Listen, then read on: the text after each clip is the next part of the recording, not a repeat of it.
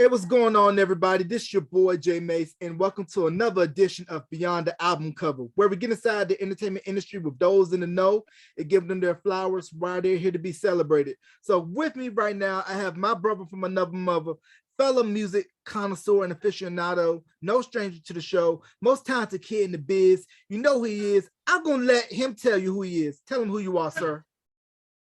My real name is Lawrence Taylor Worrell Jr., but I'm commonly known as LAW, and the moniker goes by the most talented kid in the music biz.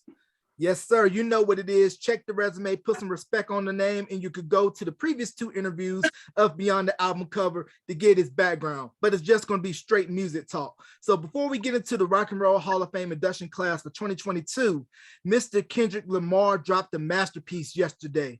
Mr. Morale and the Big Steppers. Been 5 years since his Pulitzer Prize winning album, Damn, and damn, it feels good to see people up on it. Rest in peace, Biz Marquee. So let's talk about the album and what was your thoughts upon first listen? I mean, we're talking about Kendrick's here, man. I mean, if you've been on the rock the last 8 or 9 years or 10 years to recognize the rise of one of the, in my opinion, one of the most important MCs in terms of that gave me hope. You know, and it's crazy because one of his favorite guys, who was Eminem, who's in my top 6, you know, the level of lyricism and the importance of it is stressed, because here you have a guy like Kendrick's who maintained that extreme level of wordplay, subject matter, cadence, flow, and he achieved mainstream success. That's rare in the business. The last time we saw something like that, and then even with J. Cole as well, we didn't see that since Public Enemy, man. There's not a lot of groups that are able to kind of talk the stuff that he talks in such a lyrical extravaganza and still get the masses to go along with him. You know what I mean? And that's rare. He has a rare position in hip hop that should be respect. Put some respect on his name. He's definitely one of my favorite guys. So I waited with bated breath. You know, I just knew that even though he was taking his time, like most real artists are supposed to sometimes. I mean, even me, you know, I'm known these days. It's like, okay, Law's coming out with a record, he says coming out with one. I said, I'm working on 5 different albums. So you never know when the first one's going to come out, because I'm always constantly recording and working on stuff. And then when I see fit, if it's ready, I give it to the world upon release, because I want to give the world my all. And Kendrick's is pretty much the same way. And when you have the body of work that he's had so far, it's worth the wait. So Mr. Morale and the Big Steppers, definitely going to be talked about the next couple of months. I can see it already, because everybody's already kind of like digging. And then you got haters, you got people, and then you got people that just don't really understand and not ready to go to the next level with him, because they think he's supposed to make another sit down, be humble type joint. It's like, no, Kendrick's is a progressive artist. You can't put him in a box and tell him what type of music to make. He's an artist. Allow him to do what he do. Let him put it to the world. So yeah, I'm with it. I'm all the way with him. Yeah, definitely a dope album, critically acclaimed, get 4 and 5 stars across the board. In the video for The Heart Part 5, groundbreaking, especially when he does the face morphing in between the different faces, and pointing out the fact that it is not so easy to get a Marvin Gaye sample cleared. Well, I know that because Janice and Norna Gay are my best friends. So, you know, and this is a goddamn truth. I know it ain't easy to get that. So, of course, you know, I definitely wanted to make sure that bridge, I mean, especially now after the Robin Thicke stuff, that should have been that, because those guys did it wrong, but I'm only guessing that Kendrick's did it right. And just so we clear, with all due respect to Kendrick's, and this is not shade in any fashion, shape, or form, the video is not groundbreaking because that's been done before, but he brought it back. Out of all the rap videos that I've seen in the last 6 or 7 years, it's refreshing to watch something that is just different. But face morphing has been done in videos. I mean, look, Michael Jackson, Black or White, a couple other videos at the same type of thing. So it's not so much that it's groundbreaking. I think it's more so the people he chose. I think he wanted to cause controversy. So him turning into Jussie Smollett, you know, that was, I was kind of put off. I'm like, okay, why are we morphing into him? like what was his significance outside of what was happening with him. But all in all, it's still a good video to watch. Right, definitely that. And Godly and Cream Cry, I believe, was one of the early videos to pioneer the face morphing technique. And then, of course, you mentioned Michael Jackson and the black or white video. And I believe Young Tyra Banks was in the black or white video. Because remember, when Michael Jackson's videos dropped, for all you who are too young to remember, it was a world event. I mean, Michael Jackson had his videos simulcast on pretty much almost all major networks, and it was a world premiere. Premiere. Yeah, that's right. Michael had the ability to draw people in, and then I think because Michael had been so fixated, he even said in an interview one time, he said, "I can't even call it videos anymore. I like to make movies," and I think that was a real passion of his, and I think that it's definitely something that he would have been doing more of if he had really officially retired. Because he was doing the This Is It tour before he passed away. He was like, "This is really it. I'm really retiring," because he had threatened to do that 5 or 6 years prior. But even with all that being said, I think if Michael would have really actually retired from the stage perspective, he would have been doing a lot of directing, and he definitely does a lot of writing. And as many people don't even realize that Michael Jackson is an incredible drawing artist. All the artwork he did for the Insert and Thriller album, where they show where he drew himself and a girl watching a movie and a big monster. And I'm like, Michael actually draw that? Like, he's an excellent artist. So yeah. Well, and speaking of the Jacksons, what were your thoughts on the Janet dot that dropped in January? Pure excellence.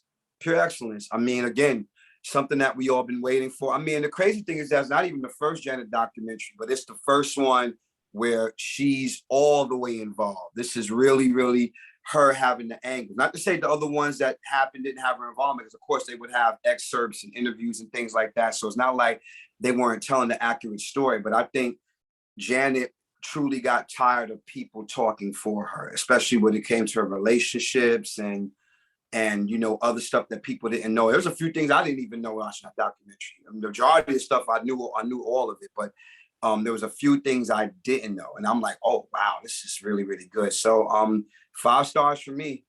Yeah, I thought it was very dope, especially with her being very low key and keeping the private life private, and to see those unreleased home video footage of being in flight time with Jimmy and Terry and on the set of various music videos and tours, and to see her and Michael work on screen was just a jewel. That part made me cry. I ain't gonna even lie to you. It made me cry, especially because you realize, I mean, I knew, but a lot of the fans, and I'm gonna keep it honest, because I tend to get at the MJ overzealous Thriller fans, because the problem I've always had with the media is how they try to separate the family so much. Because even if you're doing solo work and you're establishing your own career, you don't separate from your family. And the thing was that the media did a pretty damn good job of separating Michael and Janet once they achieved this amount of success. So seeing them in the bedroom in Janet's apartment working on Scream, and then that part where Michael says, "No,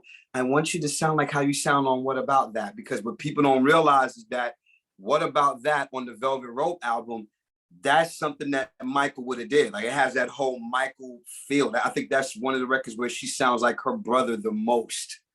So it's a lot of that. And just to see that combination, and I already knew the story behind the video. And then again, this is how messed up the industry, the music business industry can be, because they want to keep the camps separate and all this other trash, because you have to abide by label rules and all that stuff. And they looking at them as like, that's my sister, that's my brother. Like, I'm not doing that, So it's just, I'm glad that she took the 3 days to really tell a lot of her story. Was it 2 days? I don't even remember. I think it was 2 or 3 days.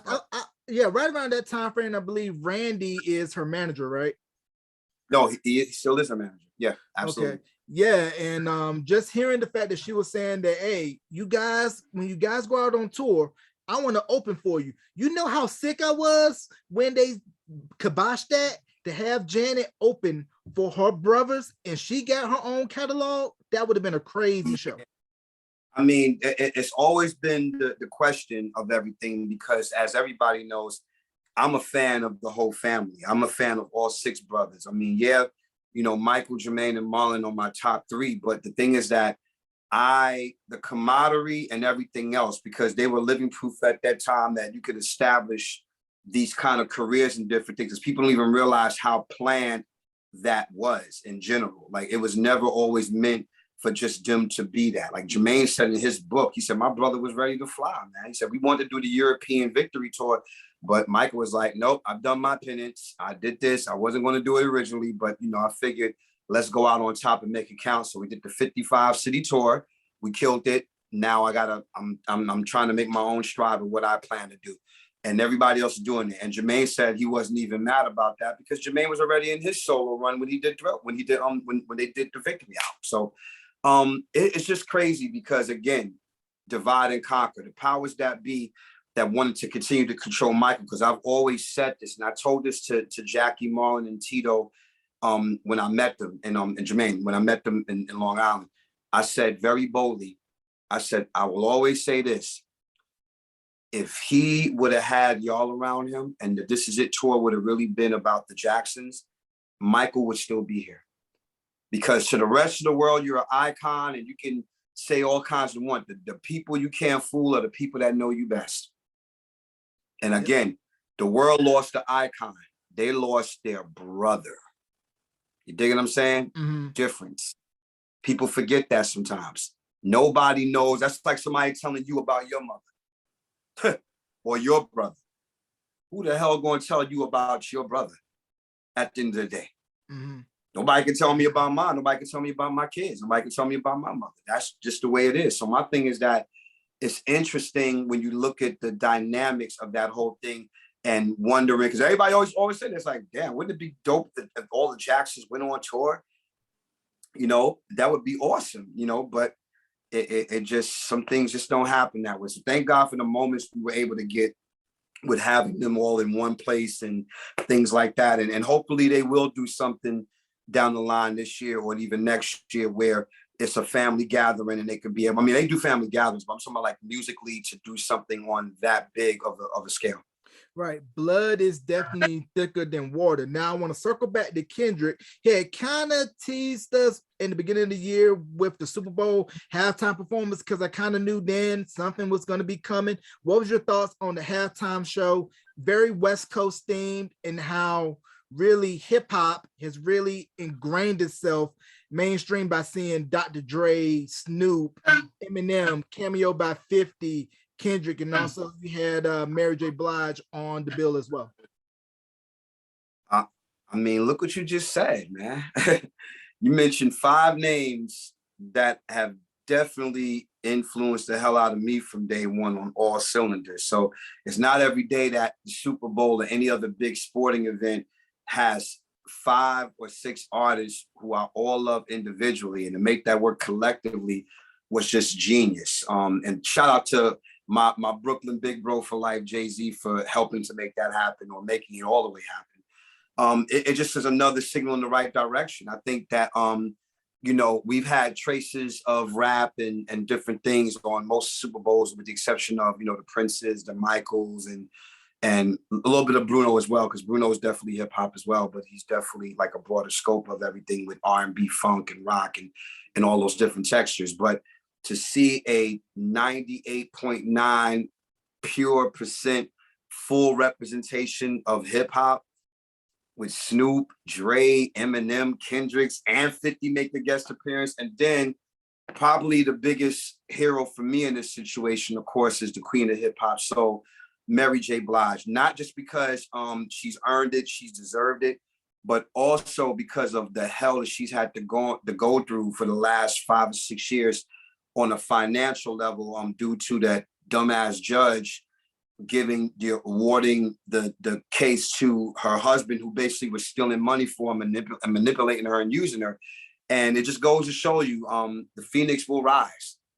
And to see everything that's coming to her, she just so we clear, Mary's already an icon. So it's not like this Super Bowl was going to make her any bigger of an icon to us as she already is. She is. She's one of the top female recording artists in music history. So if she would have never did the Super Bowl, another album, she would still be that. But I got to admit, doing the Super Bowl put her in a different stratosphere that goes beyond. And this goes to show you that when God puts you there, nobody can touch you, and nobody can stop your progress or your flow from happening. So I was more happy to see her, and especially now with the stars, with the power thing that she's on, where she plays Monet, which is getting a lot of rave reviews, and I think she's up for a couple of awards. I think she won an award for that. I don't know, I'm not sure, but all that happened in the same year, which is this year. So this goes to show you this, the righteous will get the last laugh at all times. So overall, the Super Bowl performance definitely in my top 5 forever,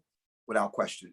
I agree. Like I said, being of a young age when all of that was big, and then to see it come full stage and to realize, like, man, this is the man who was NWA, gave you the Chronic, introduced to you Snoop and Eminem, 50, and produced Kendrick, Game, Beats by Dre, and how, you know, to get Dr. Dre, this man who's been in our lives for 4+ decades, and that this year is the 30-year anniversary of the Chronic. Think about that for a minute. 30-year anniversary of one of the most landmark albums, not just rap, but albums in history. Well, crossover. I mean, I always say it's what I call the official crossover, because Dre has always crossed over without crossing over. He didn't play by the industry rules. This is what makes Dre special. I mean, he's not the only guy to have done this, but I'm just saying more so, he did it in a way where it will become popular forever. Usually when it's a new sound or it's a new movement, they usually generalize the whole bubble up is, we're going to start this way. But if you look at Dre's career, Dre has pretty much, I mean, of course he paid his dues without question, but NWA exploded because there was nothing like it. Snoop exploded because there was nobody like him. Dog Pound exploded because there was nobody like them. And then, you know, Dre reinvented himself, you know, several times, and just to keep the steady flow of who he is as a Compton MC and producer and representative. It transpired and influenced a whole generation of producers. The sound quality, all of it. I mean, it has the variables that are needed to make a successful career as he's had in the game, where he changed the sonics of how drums are heard, of how different things. Him being such a perfectionist, it makes a lot for the conversation of, okay, why doesn't Dre put out albums all the time? I'm like, because Dre doesn't have to. He's basically the Quincy Jones of hip hop, in my opinion, even though there's no one like Quincy Jones. But if I had to put a comparison level, he would be that for hip hop, because, or better yet, Diddy said it best. Diddy said that Dre put the melody in hip hop production. And in a lot of ways, he did it. He's not the first, because I give that credit to Larry Smith, who produced all the Houdini and Run DMC stuff. You listen to One Love, that's melodic. That's why that Houdini song was one of the most different things. Same thing with the Fat Boy. So it's not that Dre wasn't the first guy to do it, but Dre did it in such a way where it became the norm, because hip hop goes through so many different phases and so many different styles of hip hop come out at one time. Well, at least back in the day it did. I don't know about now, because nowadays everybody just sounds the same now at this point, with the exception of our elder statesman that keeps putting out dope product like Busta and M and Red and Meth, who continues to keep putting out amazing albums and showing you what hip hop is all about, as opposed to the newer generation. But Dre has definitely earned all of these plates, or plaques, as you will. And we just recently lost DJ K Slay. So can we just touch on his influence and how important mixtapes were to the visibility of hip hop? Again, wow. You know, K Slay is definitely not the first or the inventor of what we call mixtapes, but without question, definitely one of the most influential. He truly, what I'm gonna miss about him is he truly cared about the culture. He wasn't moved by pop mainstream pedigree. Those are my kind of people. Because like I said, if you achieve pop mainstream success, you're supposed to open more doors for the underground or for that progressive artist, not do what everybody else is doing. K has always supported The real, I mean, look at someone like Papoose, who I've known for years, one of the illest MCs to ever pick up a mic. You know, Pap definitely was already making moves, but when him and K Slay came together for their series of mixtapes, oh my God, bro. Whew. Listen what I'm saying to you. I gotta say, Hoodie Season, that's one of my favorite mixtapes of Papoose. I'm a diehard Papoose fan. That's my big bro for life. Love that dude because Pap and K Slay combination showed and proved just how much the industry needed that type of leverage in real hip hop. The importance of lyricism, quality production. And K Slay, no matter what he did, he always made sure that his Street Sweeper series was on point, showcasing the best MCs and the MCs that we would always expect to be on his mixtapes, like, you know, like Jada and Red. And then, matter of fact, before he passed away, the last couple of years, he was doing this rolling 50 MCs on the microphone thing, where he got everybody, all the new guys who are spitting venom, not the current new wave of rappers, but the current new guys who are real underground lyrical MCs that were really spitting venom.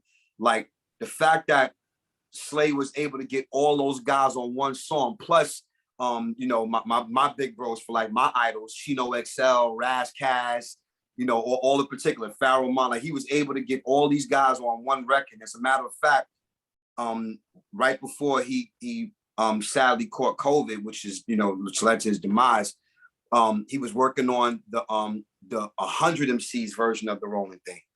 So he's going to be missed, man. He's definitely, you know, it hurt my soul when I got the news. Yeah, man, because thinking about K Slay and Who Kid, all of those DJs doing the mixtape era, it just really took me back to high school and the Diplomatic Immunity mixtape. If you do not know about Diplomatic Immunity, listen to it. Dipset don't get enough credit for the movement that they did with Freaky, Jewels, Hell Rel, Killer Cam. Do not get me started on Dipset, Jewel Santana, Jim motherfucking Jones, Cam, Freak.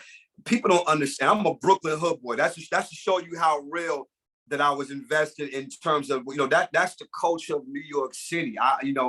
That reign and that run, like that early run, like people don't even understand the magnitude of insanity of the real hip hop lyricism and the fashion part. You know, Harlem's always been about fashion. They've always been on the cutting edge. I mean, we have too as Brooklynites, but Harlem has always been the top tier when it came to that. Like they're known for that. And, you know, that era. So going back to Slay, you know, they showcase all that.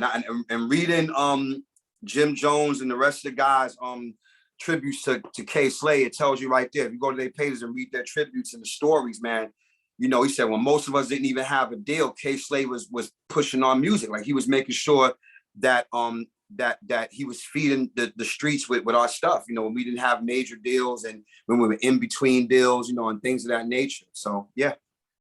And we're recording this interview on Saturday, May 14th. So by the time this airs, this versus battle would have already been taking place. Tonight it would be Cypress Hill versus Onyx. Oh my God. And I got a show tonight, so I can't even watch it.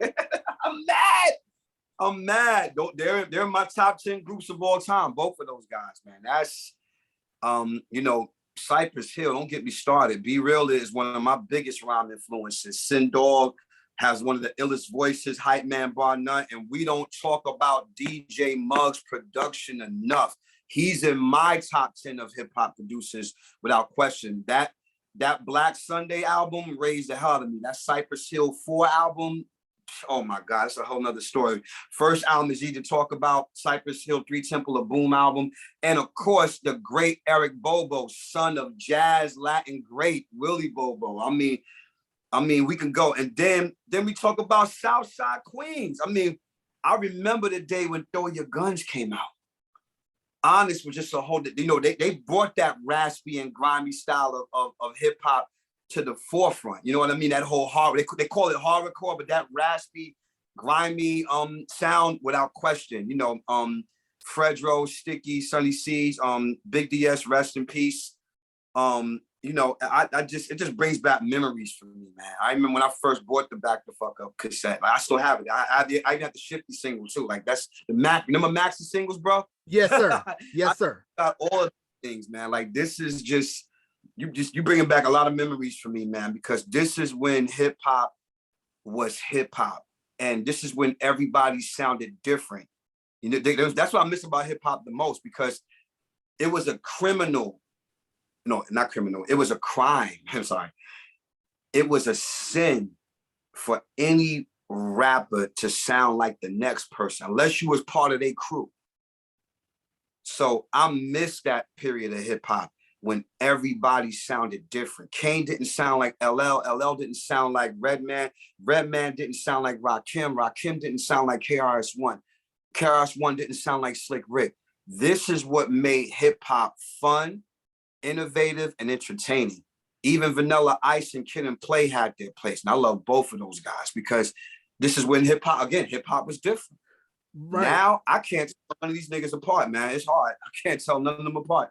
Right. Just put them in the line and you can't pick them out, because like you said, everybody's sounding the same. You know what I mean? I'm about to go to the tattoo parlor and get some tattoos on my face and get some colorful dreads and see if my career goes up another notch. Yeah, okay. Right. But the one thing I miss about that era, and you don't really see a lot of this anymore because everything is so individualized, me. You don't see a lot of posse cuts. And you know that you were a bad MC if you went last on the posse cut. I've heard that theory a lot, and honestly, because, you know, remember, I'm a singer too, so singers used to have that thing too, and I'm not gonna lie to you. Like, there was always this thing that's to, well, you go first, because everybody always expects the last person to kill. Well, bro, I'm here to tell you that theory, at least for my family, it's always been dead. My grandfather, my legendary grandfather, always taught me, no, when they ask you to go first, you don't get mad. You go out there and kill shit. See if they can follow that. If they can follow it, then you got somebody just as bad as you, if not dope. If they can't follow that sort of thing, what you doing, then all that last stuff don't mean nothing. Mm-hmm. You know what I'm saying? I mean, we've heard those stories about headliners getting mad when the opening act was doing damage. MC Hammer, they used to laugh at Hammer. Hammer was the opening act for a lot of people. And then Hammer's stage show put him on levels. And it got to the point, if you saw the movie on VH1, that was a true story. It got, by the time they did that tour, I forgot who was on that bill. They said that when Hammer moved up second to the headliner, the other two groups got into a shootout and fist fight on who was going to follow Hammer. Man, that's crazy. You dig what I'm saying? So that last theory, I mean, so I wasn't trying to correct you. I'm basically saying that it depends on the situation. It depends on who we're talking about. And just because somebody went last doesn't mean that the person that had 3 other verses wasn't dope either. I don't believe, like, I never, when I joined in with other rappers to rhyme, I didn't care if they put me first, if they put me in the middle, or if they put me last. By the time I'm done with this rhyme cipher, you're gonna know my name. You're gonna know who I am. And that's what it was for me. That's why I'm one of the most respected MCs in my field, especially coming out of Brooklyn, because anybody will tell you that used to rhyme with me back in high school. That was really my reputation. I'm definitely one of the, I never said I was the best, but I'm definitely one of them without question. So you can put me anywhere, I'm going to make it work. I mean, look at Inspector Deck. They call him the Set It Off Man, because on every Wu-Tang posse cut, Inspector's a hard act to follow. But thank God that Wu-Tang got enough dope MCs in their stable to where they can all outdo each other at one point without competition, but more so like, okay, I'm looking for Ghost to say some crazy stuff. Mev's flow is going to be ridiculous, but Inspector Deck always sets the tone for all the Wu-Tang group cuts, and rightfully so, because Inspector is a lyrical bananas beast. So it makes perfect sense, you know? Mm-hmm. But you're right, though. In essence, I'm agreeing with you. You are right. Back in the days, they used to measure it by that. They used to be like, oh, Kane going last? Okay. And look who we talking about. I'm talking about the great Big Daddy Kane, my big bro. Mm-hmm. G-Rap? Oh, I mean, of course, it's G-Rap. You know, I mean, we talk about people like that, and yeah, you know, you gotta either gonna do your best and let them end it, or they get put in the middle, and then if you're gonna finish it, you better make sure your rhymes and your lyrics is as potent as the guys that came before you. You know. All right, and we're gonna go over the Rock and Roll Hall of Fame induction class of 2022. I'm gonna give you the rundown of who's going in, and then we could go from there. So we have Duran, Pat Benatar, Neil Giraldo, Eminem, Eurythmics, Carly Simon, Judas Priest, Jimmy Jam, Terry Lewis, Harry Belafonte, Elizabeth Cotton. Then in the contributors category for industry figures, Alan Grutman, Jimmy Iovine, and Sylvia Robinson. Because if it wasn't for Sylvia Robinson, no Rap on Wax, in my opinion. But you could speak more on that since you're in the hub and there were everybody doing it independently before Sugar Hill, correct? Yeah. There were a couple of I think Sylvia had her hand in a few, but but that's earned though, because she's definitely, let's put it like this. They were definitely hip hop records before Rappers Delight. Super Rapping was actually out before Rappers Delight with the Furious Five. But the thing is that when Sylvia got involved, she brought hip hop on wax to the mainstream. So that's why we're inducting her into the Rock and Roll Hall of Fame, because there were she's not the first to put hip hop on wax, but she's definitely the first successful hip hop on wax. It started with her. You know, with Rappers Delight. Yeah. Yeah, I agree. But let's touch on Lionel Richie, because I think a lot of people don't understand. Lionel Richie, Commodores, solo stuff, can write songs till he's blue in the face. And he's getting introduced to a new generation by being the judge on American Idol, but they need to go back and study Commodores, solo Lionel Richie, and all the songs he's written for others, because he could just do a residency off all the songs he's written, not only for himself, but for others as well. Outrageous! You see it, right? See my book? Yes, sir. This is how committed I am to Lionel and the Commodores. My two favorite Commodore albums is Midnight Magic and Natural High. Some of the most deadliest balance of funk, R&B, and love ballads. So to me, that's the formula. If you can maintain the aggressive and smooth side of that, then you're doing great. And that's why the Commodores continue to get talked about today.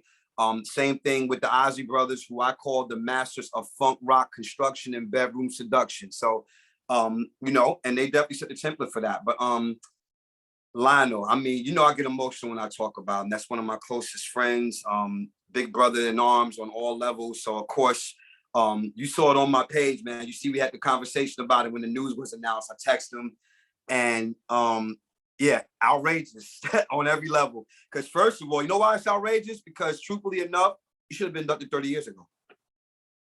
Because Lionel had already achieved a mass amount of success by 1991. I mean, at that point, he was already an icon before that, but by 91, and then let's say early 2000s, like, there's not really much more to say after that when you've done what he's done.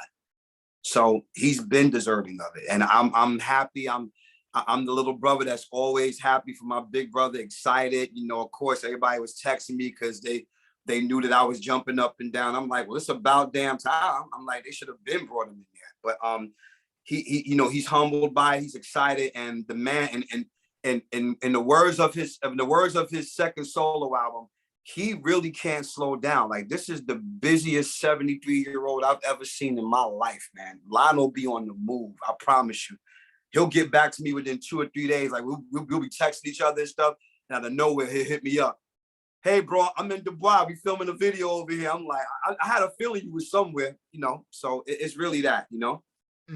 Yeah, so definitely great that he's getting inducted, and that with Dolly, even though she came out and said thanks but no thanks, but by the time that the nominations had already been sent to the voters, she couldn't really rescind her nomination, because Dolly, along with a few other artists, really brought country from the backwoods to the mainstream, and she's still eating good off of the songs she's written, especially I Will Always Love You, which was a smash song by Whitney for The Bodyguard. Well, I mean, I agree. I mean, that's why, see, people, you know, because there's going to always, I mean, in case you didn't realize, there's going to always be debates and arguments on who belongs in there, who doesn't belong in there. Why are we putting these rap guys in there? Oh, she's country music. She's not rock and roll. Blah, blah, blah. Man, F all of that. I mean, because here's the thing I'm saying. I love the Rock and Roll Hall of Fame, but it's not validation. It's not. It really isn't. See, once I learned the industry, as I've always talked about when I put up posts and things like that, the older I got, I realized that the Grammys and every other musical institution that celebrates the creators and the innovators, I mean, don't get me wrong, it feels good to win anything. That's why I always cheer people on. It feels good to win anything, but that's not the end all, the be all. Because if Dolly Parton had never gone to the Rock and Roll Hall of Fame, she's definitely in the Country Music Hall of Fame. And if she isn't, then somebody needs to be smacked on sight, to be honest with you. If Dolly Parton's not in there, she's definitely, her and Kenny Rogers, if nothing else, they are the personification of country music. And the reason why I say that is because nobody popularized it more than they did. Not even the forefathers that came before them, like Hank Williams and all those guys and people of that nature. But in the 80s, the boost and the growth of country music can solely be blamed on Dolly Parton and the late great Kenny Rogers. So I say it all the time on a lot of different levels. It's like, you know, I'm glad that she decided to just go with it and take it in. I mean, I understood where she was coming from, but everybody's like, yeah, that's right, Dolly. Go over there to the other side. You ain't rock and roll. I'm like, no, but a lot of rock and roll artists are influenced by Dolly. So why doesn't she belong in the Rock and Roll Hall of Fame? Same thing when we talk about when people were but me. I mean, I'll get into that later about when you start going down the names and the list of people who you think belong in there out of this year's inductees. But it's crazy because I'm like, who are you to tell who belongs in the what? And then again, there's a lot. I have an even longer list of people who I know for a fact belong in there. Not only do they belong in there, but they meet the qualifications. Because I get a lot of fans who are like, what about so-and-so? I said, they don't have 20 years yet. They don't even have 25 years yet. What about so-and-so? They weren't that influential. They're a great band, but they're not that influential. And I'm being honest because, again, you're talking about somebody like me who plays all genres of music that grew up through all these different periods. And being in the industry, I've seen the influence of artists and bands and different things of that nature. So, yeah, man, Dolly definitely belongs in there. I mean, and then you said earlier, her influence on Whitney is bar none. I mean, she's the original writer and artist and recorder of, of one of the greatest country songs that was made into one of the greatest pop ballads of all time, thanks to the incredible late great Whitney Houston. So that right there, that don't do nothing else for you in terms of her influence, then there's nothing more to talk about. Right. Now I know some of the fans, when the inductions were announced who was going in, I know Duran, it was kind of like, because a lot of people tend to look at Duran as pretty boys coming from across the pond, MTV, Rio, and not really critically acclaimed because they just see the fan hysteria with all the girls. But if you look at the Notorious album, which was produced by Nile Rodgers, and then Seven and the Ragged Tiger, and their later work, you say, man, they're more than just flashy videos on exotic locations. They are legit. But Duran was the biggest of their era at that time. So why? See, this is why I don't talk to people that don't understand significance, because a lot of times when you deal with critics, I'm being very real right now. They say a lot of critics are either failed musicians or people that don't know enough about history because they're personifying what they think music is based upon their personal taste. So a lot of times what happens is that they'll sit there and be like, oh, they weren't really that. Duran was that important, especially for the new wave rock era. How could you not recognize that? Hungry Like the Wolf was played on MTV damn near every day. And it wasn't just because they had hits, it's because Duran was definitely, again, what's the key word here? Influential. A lot of bands in that era got started because of Duran. Mm-hmm. So I don't know what these critics be talking about, man. They just sound stupid as hell. Right. And in that same era, let's go down with the Eurythmics. Same thing, same with them. Totally two different. It's funny because Duran and Eurythmics, they were part of the same caliber, but I would definitely say that Eurythmics had this ability to translate synth pop and new wave, but with a little dash of R&B soul because of Annie Lennox's voice. Mm-hmm. So that was different at the time. There wasn't too many people doing that. So definitely, without question. And then the great David Stewart, who went on to produce so many other great artists after Eurythmics kind of took a break from each other, or whatever you want to call it. But definitely, I mean, how could you not put those are two? Again, we're talking about the 80s. When we talk about the 80s, you got to remember who the movers and the shakers was. You knew who the imitators were. You knew who the what I would call the cloning. That's what George Clinton always calls it. You knew who the cloning groups were. Eurythmics were unique. Nobody looked like them. Nobody sounded like them. But same thing with Duran. You know, Pretty Boys or not, they had a look that nobody else really had. And then their sound was very unique. Not just because Nile Rodgers and Bernard Edwards of Chic had production with them. It's simply because they stood out among all of the stuff that was going on. The 80s was a smorgasbord, as you know. It was a smorgasbord. There was so much styles and different groups and different textures. Hip hop was finally coming into the mainstream. Then you had that brand of what I call 80s white boy pop funk, which is NXS. You know what I mean? Like those guys. You know, it's so many different layers to it. So, yeah. Eminem. Touchy subject. Not for me, because he does belong in the Rock and Roll Hall of Fame. Of course, this is the biggest argument. Because one person, and I won't mention his name, you probably know who I'm talking about because he got burnt in a battle by Eminem. But even a lot of other so-called hip-hop fans were so ignorant and like, how he get in before the forefathers? I'm like, no, he didn't. Furious 5 is there. Run DMC is there. LL Cool J is there. What are y'all talking about? Flash is there. I know I'm missing a few other names, but the Rock and Roll Hall of Fame did it right. And there's still a few forefathers they have to put in there. That's why I'm like, they tripping on people like, oh, because I said Cold Crush Brothers are going to get in there eventually.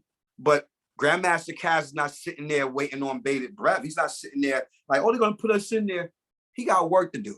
And he's going to keep doing what he does. He's not sitting there waiting for the Rock and Roll Hall of Fame to validate the Cold Crush Brothers or Big Daddy Kane or Rakim. They're not sitting around waiting. Or Will Smith for that matter, because even though he's having a tough time for obvious reasons, but Jazzy Jeff and the Fresh Prince definitely should be in the Rock and Roll Hall of Fame because they brought hip hop to the masses. I mean, there's a lot of people who I can say that belongs in the Rock and Roll Hall of Fame, but the crazy part is that we now have a hip hop Hall of Fame. So God forbid if all the other people who we mentioned don't get into the Rock and Roll Hall of Fame, nobody's sitting there crying waiting to be accepted, you know. But in my humble opinion, Eminem does belong in there. He's met the criteria. He's had 25 years plus, millions of albums sold, and definitely influence. I mean, come on. Kendrick Lamar is a perfect example of that. Influence. You know, he bought us 50 cents. So even as a business owner, he's influential. He signed one of the greatest rap groups of all time, G-Unit, that had an influence on the game for the early 2000s. I mean, these are things that we have to talk about when we talk about who belongs in what. You dig what I'm saying? And the fact, what I love about it the most and why his award is well-deserving being in the hip-hop, in the Rock and Roll Hall of Fame, is because the man hasn't lost his steam or his aggression. This is the same guy that won an Oscar for Lose Yourself and never showed up to the Oscars.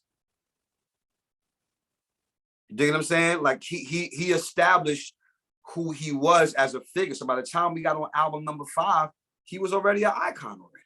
Mm-hmm. And people try to argue me down about that. I'm like, no, once you achieve a certain amount of success at a certain level, you get moved to that. An icon is someone who is influential, somebody who has done a body of work that either other artists are influenced by or around the world, people are either trying to dress like them, look like them, or move like them. That's, to me, that's the definition of an icon. If you've influenced a part of any genre of music, you are considered an icon. Beyonce is an icon. People try to argue me to death about that, but I'm like, if you don't think she's an icon, we can't even have a conversation about music. Look at what she's done in the last 25 years. You dig what I'm saying? Look at what she's done. Mm-hmm. You know what I mean? So Eminem is the same thing. And it's not because people's like, you're not supposed to be an icon that early. I said, the times have changed, man. Times have changed. If you've had that much, I talk about people that got 2 albums and that's it, like more so, because people try to say, oh, that person's an icon. I said, well, and not in my opinion, they ain't. I said, because they haven't had enough long of a stretch or a body of work that's really spoken to the masses. Eminem's body of work spoke to the masses and still made a lot of MCs step their game up. And all the rappers of the golden era period, that's their favorite rapper. I had dinner with Cool G Rap. G Rap was like, yo, that boy is bad, man. That dude, and he shouted me out. I thanked him for, just the fact that, you know what I'm saying? So when all the forefathers like Kane and of course, Kane is family to me, they all love Eminem. So there's nothing more to say about that. Right. There's nothing more you can say. So Carly Simon. Long overdue. That girl should have been in there. She should, and a matter of fact, she should have got inducted when Carole King got inducted. Carly Simon is one of the most prolific songwriters in the history of pop and rock, and even a little bit of R&B soul, without question. She should have been in there, but thank God she's getting in there now, man. I'm really happy for her. Harry Belafonte. Self-explanatory. Look who we talking about. He's more than just Mr. Dale. You know what I mean? He's more than just Mr. Jump in the Line. He's more than just the reggae flavored guy. He's an institution. We talking about a civil rights activist that promoted change and growth, and a man that still looks good in his 90s. That's what we talking about. Harry Belafonte, in my opinion, should have been in there years ago. Agreed. Elizabeth Cotton. Same with her. Judas Priest. Hellbent for love. Are you kidding me? Love Judas Priest. Breaking the Law. You got another thing coming. And my ultimate favorite Judas Priest song, Painkiller. Judas Priest should have been up in there without question. Again, 20-something years ago. Agreed. But then again, I surprised. Look how long it took for them to induct Kiss. Agreed. You know what I mean? I mean, look, they get it right. They get it wrong. I'm not that fully invested in it. That's why when I say it nonchalantly is because, again, real artists of any genre of music does not need an institution to validate their importance in the game and what they're doing. It does feel good to win stuff, but let's just say that, God forbid, if Kiss or Judas Priest never got into the Rock and Roll Hall of Fame, does that mean that they're not icons? No, because we know better. You know what I'm saying? Real ones know, and we already know Jam and Lewis's catalog. So Jam and Lewis, well deserved. They really didn't need it, but it's nice to have that cherry on top. But like I said, real ones know. I say this with all intent because it's crazy because I was just with Jimmy Jam like 3 weeks ago out in LA, and the thing is that Jimmy has always had his hand in being a part of these institutions and things like that, because based upon the advice that the great Clarence Avant gave to him, you know what I mean? That's the man right there, as we all know, that put them in the game, along with my other mentor, the great Leon Silvers, who I feel should be in the Rock and Roll Hall of Fame ASAP, because if it wasn't for Leon Silvers, there would be no Jimmy Jam, Terry Lewis, no L.A. Reid and Babyface, and no Teddy Riley.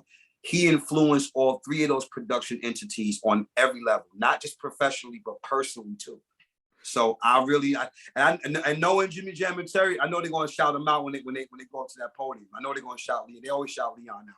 So this is kind of good that they start paying attention more to who the other movers and shakers are that change the industry, because Leon Silvers is the godfather of contemporary R&B music. He set the template that L.A. Reid and Babyface, Jam and Lewis, and Teddy Riley built their institutions upon. Right, and then you know what I'm saying? And then also let's throw in there Reggie and Vincent Calloway. Oh, of course, absolutely. But that's part of that's all part of the same umbrella, because Reggie and Vincent being part of Midnight Star under Solar Records, but Leon was already the man by the time Midnight Star got there. So that's the same work, but they deserve to be in there too. I mean, a lot of people who changed, or again, like I said earlier, who had a sound. If they had a sound that shifted the culture or brought attention, they are icons. They deserve to be put into any institution, whether it's Producers Hall of Fame, R&B Hall of Fame, Rock and Roll Hall of Fame, whatever you want to call it. They deserve to be in there.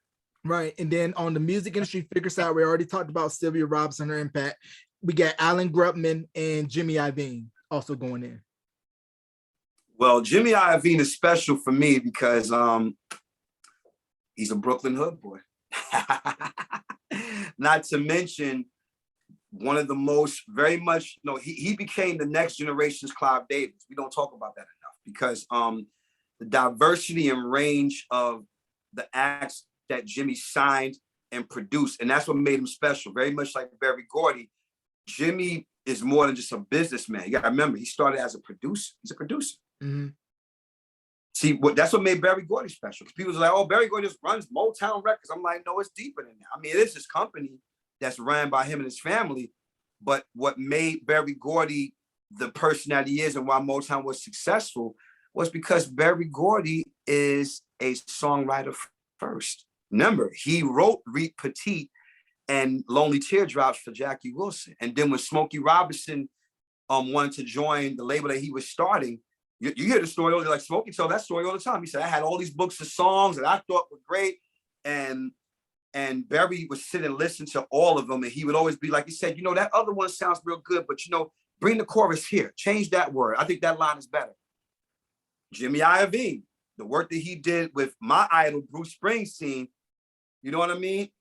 It helped revolutionize rock and roll music because as we all know the story about Bruce Springsteen, he was 4 or 5 albums in that didn't really do well for him when he first started. And this next album that he was about to put out, they was like, okay, if this record doesn't sell, we're going to have to drop him. And of course, that record is what? Born to Run. That changed the trajectory of Bruce's life, his career. It saved his career, basically. So Jimmy Iovine was part of that. So who better than him to go from working with Bruce Springsteen and all these other great groups, another group called Flame, which featured one of my mentors by the name of Bob Leone, that was the one of the chief managers of the Songwriters Hall of Fame. He used to be in a rock and roll group. They're close friends. And then to go from working with rock and roll to investing in hip hop, you know what I mean? It became pretty much the vibe of all of that is included. So to have Jimmy Iovine facilitate the careers business-wise for Dr. Dre, Eminem, 9 Inch Nails, Snoop, I believe, 50 Cent, Eminem. If you don't think about putting him in there, you sound stupid as hell. Like he belongs in there, definitely.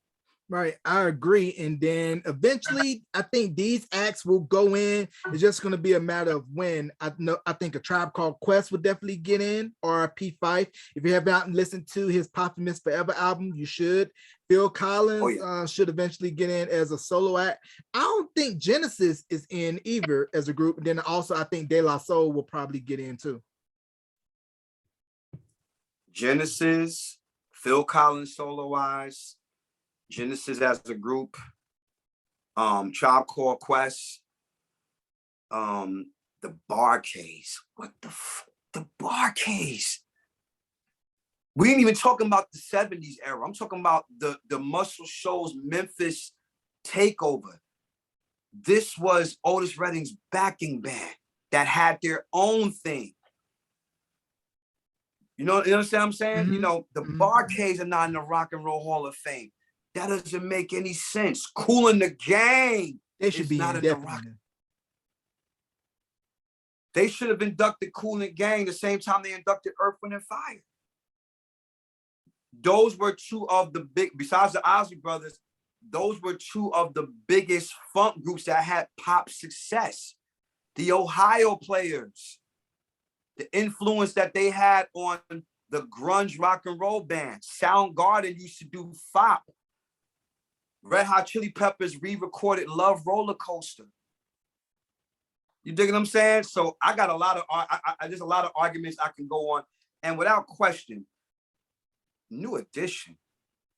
I mean, I don't think I have to go into details to why they belong in the Rock and Roll Hall of Fame or any other Hall of Fame involving R&B and hip hop. They had all three. Rock and Roll Hall of Fame simply because influential overall as a group. But then think about, the Spinners. how you don't put the Spinners were the other top selling group beside the Temptations in the 70s. They had a string of hit records. A lot of the groups that we like that didn't necessarily have a whole bunch of hit records, but were influential, like Blue Magic, Stylist. No, I'm sorry, Stylists belonged to that. They had a string. They had a nice little run. They had a great run. Blue Magic had a decent run as well, but the Spinners was right up there with the Temps in terms of hits. So how the hell they not in there? It's so many people I name and go. Sonic Youth, one of the forefathers of what would become the grunge movement or alternative music movement. Mm-hmm. You know what I'm saying? Like Michelle Cello. I mean, I can go on and on, man. I can go on and on who belongs in the Rock and Roll Hall of Fame. If they left it up to me and guys like you and a whole lot of other guys like us that know who belongs in there and who don't. Like I said, I'm not just putting anybody in there. Oh, they belong. I said, no, everybody don't belong in the Hall of Fame.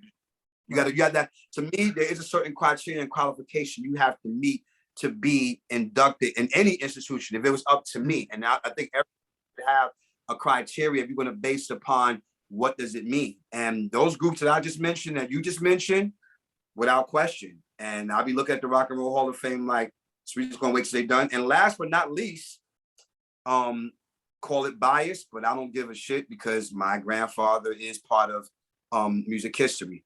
Joy D and the Starlighters. Before Sly and the Family Stone, they are the first integrated interracial rock band of all time, rock and soul. They are the proprietors of what we call Blue-Eyed Soul because they birthed the Rascals. Dave Brigatti is the older brother of Eddie Brigatti, who went on to form the Rascals along with Phyllis Cavallari, Gene and Cornish and Dino.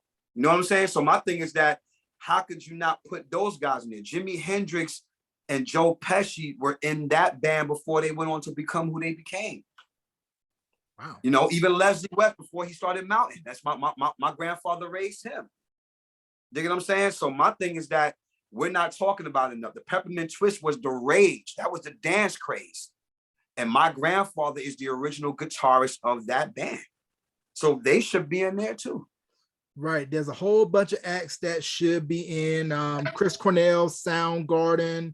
I don't know if the Dales are in. They should definitely be in. If they're not, Shaka Khan, Rufus. I think Chic is not in either. Shaka Khan, yeah. I don't even, you know, that because she's been up for nominations about 12 times, and Chic been there about 16 times. I can't even argue with that. And thank God, I just thank God that Shaka and Nile Rodgers, who I, you know, of course I'm close to Shaka and their family and everything. And Nile Rodgers, who I got to kick it with numerous times, you know, he definitely critically acclaimed my guitar playing, which made me just fall over the roof that he really likes the way I play. But, you know, I can truthfully say after being around those two folks, they're not fully invested in either. They're not sitting around waiting for the Rock and Roll Hall of Fame to validate their importance and their trend-setting monikers that they brought in this industry. They're still out here touring. They're making music. You know, I know Shaka don't give a damn. I know her too well. I know she don't care. Like Shaka is Shaka.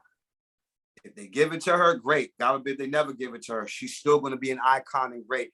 And watch people try to come and do that, God forbid, if we lost her tomorrow. So my thing is that I'm happy on every cylinder that it's getting mentioned, but it's not doing enough. They should have been in there. Those two. Chic was popular beyond disco. A lot of rock groups like Chic. Perfect example. Why does Chic belong in there? Because the late great Freddie Mercury of Queen said, after we hung out with Nile Rodgers and Bernard Edwards in New York City, we were very influenced by their disco sound that was taking over the mainstream. We went into the studio and recorded Another One Bites the Dust. There you go. Mm-hmm. And that don't tell you that why it belongs in the Rock and Roll Hall of Fame. Not to mention Nile Rodgers as a producer, David Bowie and Duran. He produced the album that David Bowie was scared to record. You know the story behind that, right? Do tell. He had to I'm gonna give you a little bit of it. David had to get coaxed into that. Because you gotta remember, this was the because really David Bowie is a 70s icon. And at that time, music was changing. You know, a lot of the other rock groups and artists were either doing their version of disco or just doing some real avant-garde texture stuff. And of course, David Bowie has always been forward thinking. But to go into the studio to make an on-purpose commercial pop record was a risk for a very artistic guy like David Bowie. This is Ziggy Stardust we're talking about. This is Thin White Duke. It's Mr. Rebel Rebel. And then you're going in to make a record called Let's Dance, Pull On Your Dancing Shit. It's like, and thank God, because how influential it was in hip hop. When Diddy sampled it for Been Around the World for him and Mace, that brought even more significance to it. And look at the commercial now. They use that record. That record works everywhere. As everybody know, I do corporate gigs. We play Let's Dance at any corporate event, people lose it. Blame Nile Rodgers for that classic, because Nile Rodgers produced it. David Bowie trusted Nile and said, I got you. This is going to be a great record. Right. And it can't say it's a comeback record because David Bowie didn't really have to come back. He was already David Bowie.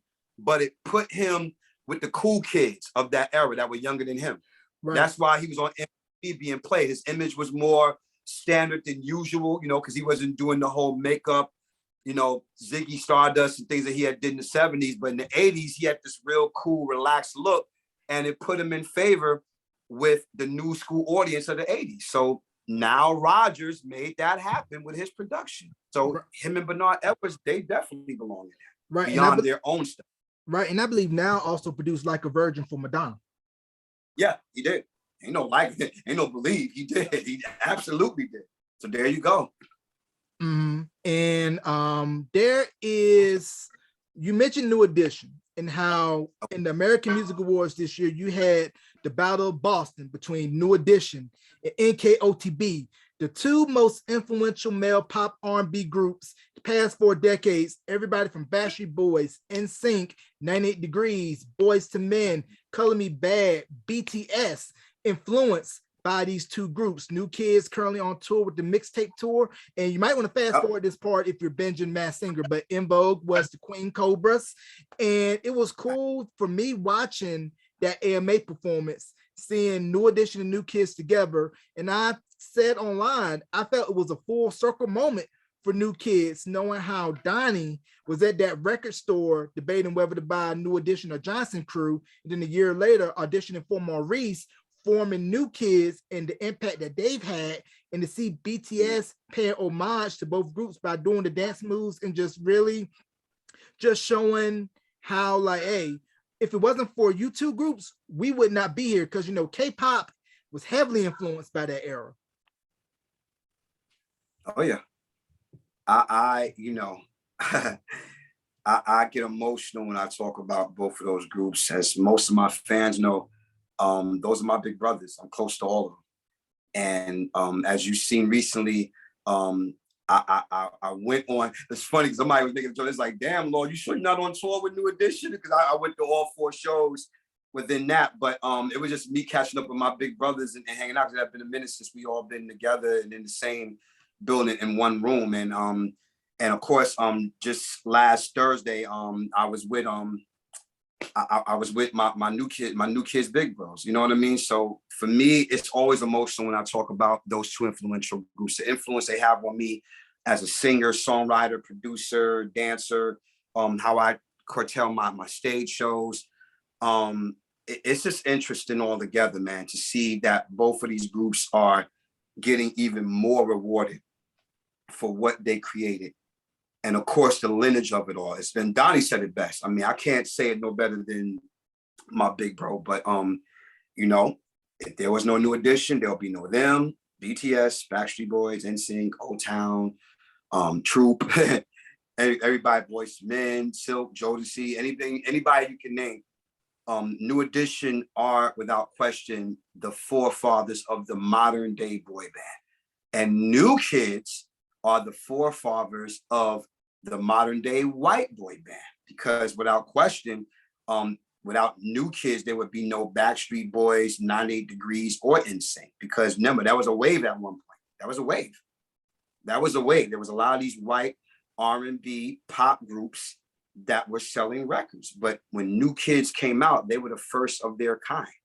Not discounting the Osmonds, but that was a different era. But in the 80s and the 90s, New Kids personified that in such a way that it hasn't been duplicated like that since. So now all we have is the Backstreet Boys and those guys who are now elder statesmen, because when you get groups like BTS in the mix, it shows you the lineage. It shows you just how much the continuation of the boy band syndrome continues. So to see the two most influential units of that particular thing, you know, still looking great, still moving great, still making the girls scream and go crazy and bring out they banners and stuff like that. To me, it makes me smile, because remember, I was that 5-6-year-old kid that saw Candy Girl. And then later on, of course, I saw New Kids when I was at the Apollo, because my mother won first place at the Apollo at one of the shows that they taped, and the New Kids were actually on there for amateur night as well as the performing. And they won me over that day. And I begged my mother to buy me the Hangin' Tough album after I knew that they had an album out, and the rest is history. So fast forward to 2022, and I'm about to hit the studio with Donnie and the rest of my big bros very soon. So dreams do come true, man. So this is why, you know, when you see the guys that hated on those guys and all these different things that happened, the personification of who New Kids and New Edition, that Boston battle, that I was in my feels the whole night, man. It just made me smile. I actually was supposed to go that night too, but I had a show in DC. Oh man. So yeah. It's crazy because, you know, like as you know, I had the privilege to interview Brooke, Danny, and Maurice. And let's just talk about Maurice Starr and how this black man created the most influential pop boy group of all time. He helped put on the talent show, which gave us New Edition, because as we saw in the story, in of course interviewing Brooke, New Edition was already doing their thing in the local talent show circuit before the Hollywood Talent Night show with Maurice. But let's just give Maurice Starr his flowers. Well, no, Maurice Starr. I mean, listen, Maurice Starr, and I think I'll quote my big brother Mike Bivens on this, because he says nobody says it better than him. He was the Quincy Jones and Berry Gordy of the Boston ghetto. Because if you look at Quincy Jones and Berry Gordy, they knew about orchestrations. They knew certain elements musically that worked in a record, whether it was pop or R&B, and the marketing of it all.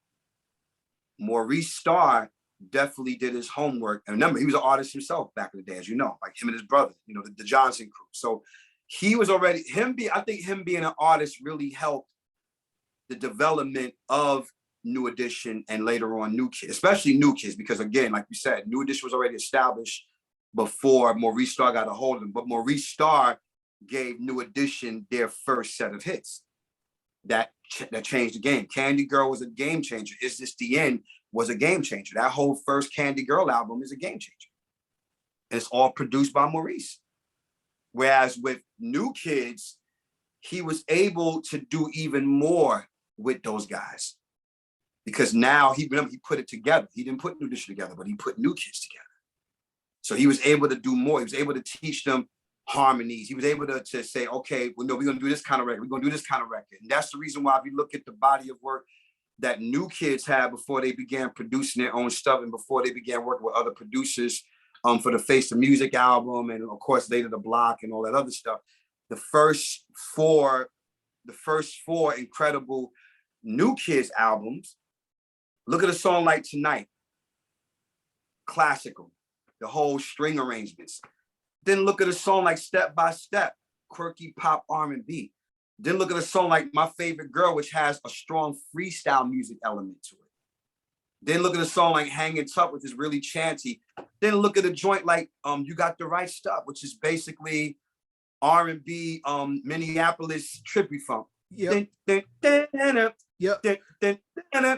was all in there. So that's the thing. See what I mean? So this is the genius of Maurice Starr, literally showing you that he had took the template that he learned from Berry Gordy and Quincy Jones and all the other great producers of his era, and put a modern twist on it for the 80s and the 90s with these two boy bands. Right. Maurice was definitely listening to the Control album and the You Can Be Mine cut in that little breakdown section, and Right Stuff was influenced by that.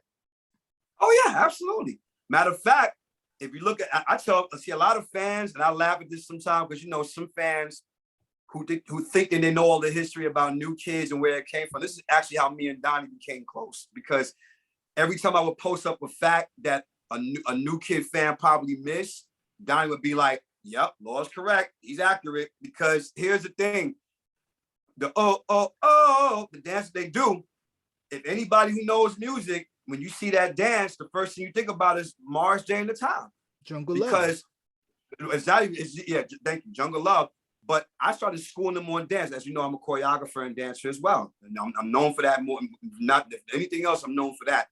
And the thing what people don't realize is that dance that Morris and Jerome do, that's a 70s dance called the Penguin. If you look at the 70s Soul Train episodes, it was different. The only thing that Morris and Jerome did was they put that finesse on it. They made it cooler.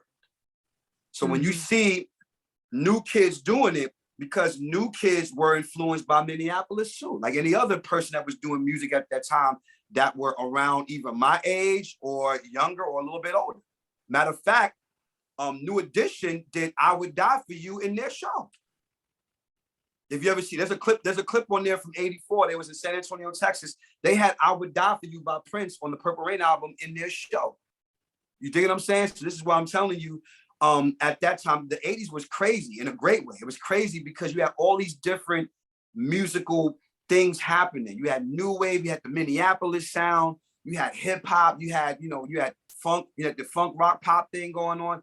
It's a lot of those entities. And again, New Edition and New Kids on the Block with the guidance of Maurice Starr, before and after, they played on all these vibes. They snatched all this texture. Remember, New Kids is a white R&B hip hop group. They were never a pop group. They became a pop group only when the Florida radio station decided to play Please Don't Go Girl on a major pop radio station. And then after that exploded, finally, teenage white girls had a group that they can scream for, even though it's not about race, but let's keep it honest. Record label demographics made it about race. New Edition was marketed to Black girls. Menudo, who I love, Menudo was marketed to Spanish girls. So now here comes these 5 white kids from Dorchester, Boston. So now the white teenage girls got somebody to scream for. But make no mistake, there are a lot of Black women that love New Kids on the Block too. There are a lot of white women that love New Edition and Menudo. So it's like, it's all encompassed. But Maurice Starr is definitely the one to thank for the modernization of the boy band and the continuing influence that it still has, thanks to all the groups that we see in the K-pop movement, which, of course, without question, whoever were the forefathers of K-pop, they definitely did their homework. They had to. Right, definitely that. And then, when the original video of Please Don't Go Girl appeared on YouTube, and a lot of fans were like, I've never seen this video before. And I had to tell them, hey, this was only seen on BT or your regional music video shows. And then when, like you said, when Pop got a hold of them, that was when they went to the big director and had the bigger, better budget video. But we know because we saw the original on BT. Absolutely. And the thing is that they made the thing, because remember, Hanging Tough was about to be their end all, because remember, the first New Kids album didn't do well. Great album in terms of being contrived and it pushing it forward, because it was very bubblegum. It was very bubblegum. There's a difference between bubblegum and very bubblegum. I heard it, super saccharine. But the thing is that it still served the purpose, because it still moved units in Boston. It still drew somewhat attention.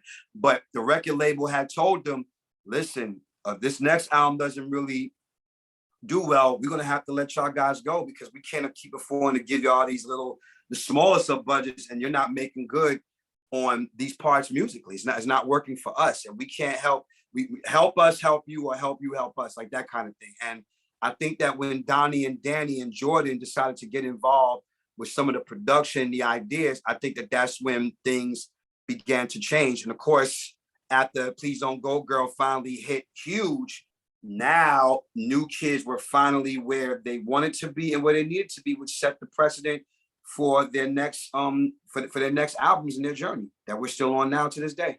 Yeah, so before we get into Bobby and his solo career and all the upcoming projects that he has, you mentioned Blue Magic earlier and New Edition's outfits for the Culture Tour that just wrapped, how it's very reminiscent of Blue Magic, and how Brooke Payne has mentioned several times in New Edition how Blue Magic was the template for them. So can we just talk about Blue Magic and their influence? Oh man. Well, not only did the wizard, Ted Mills, without question, one of the most influential and baddest first tenor falsetto singers in the history of R&B pop music. Not only did he influence most of the guys of the same decade, but you can definitely hear his influence in Jordan Knight from New Kids on the Block, without question. Russell Tompkins from the Stylistics and Ted Mills, you put them together, you get Jordan Knight right there. That tells you everything right there. That's Jordan Knight's whole template falsetto line. That whole "I'll be loving you forever." That's Ted Mills. That's Russell Tompkins. That's even Johnny Wilder from Heatwave, if you want to get technical. You know what I'm saying? But Blue Magic, the personification and the mechanical part of their steps, because they didn't move like other groups either. There were a lot of groups from the 70s that had great routines and steps, but Blue Magic was all about precision. So if you look at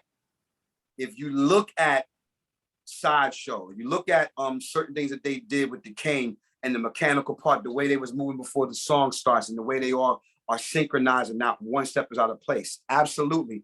Brooke Payne, because that's his favorite group, he took that blueprint and combined it with the Temptations, the Dramatics, the Spinners, the OJs, and the Whispers, the Jackson 5, of course.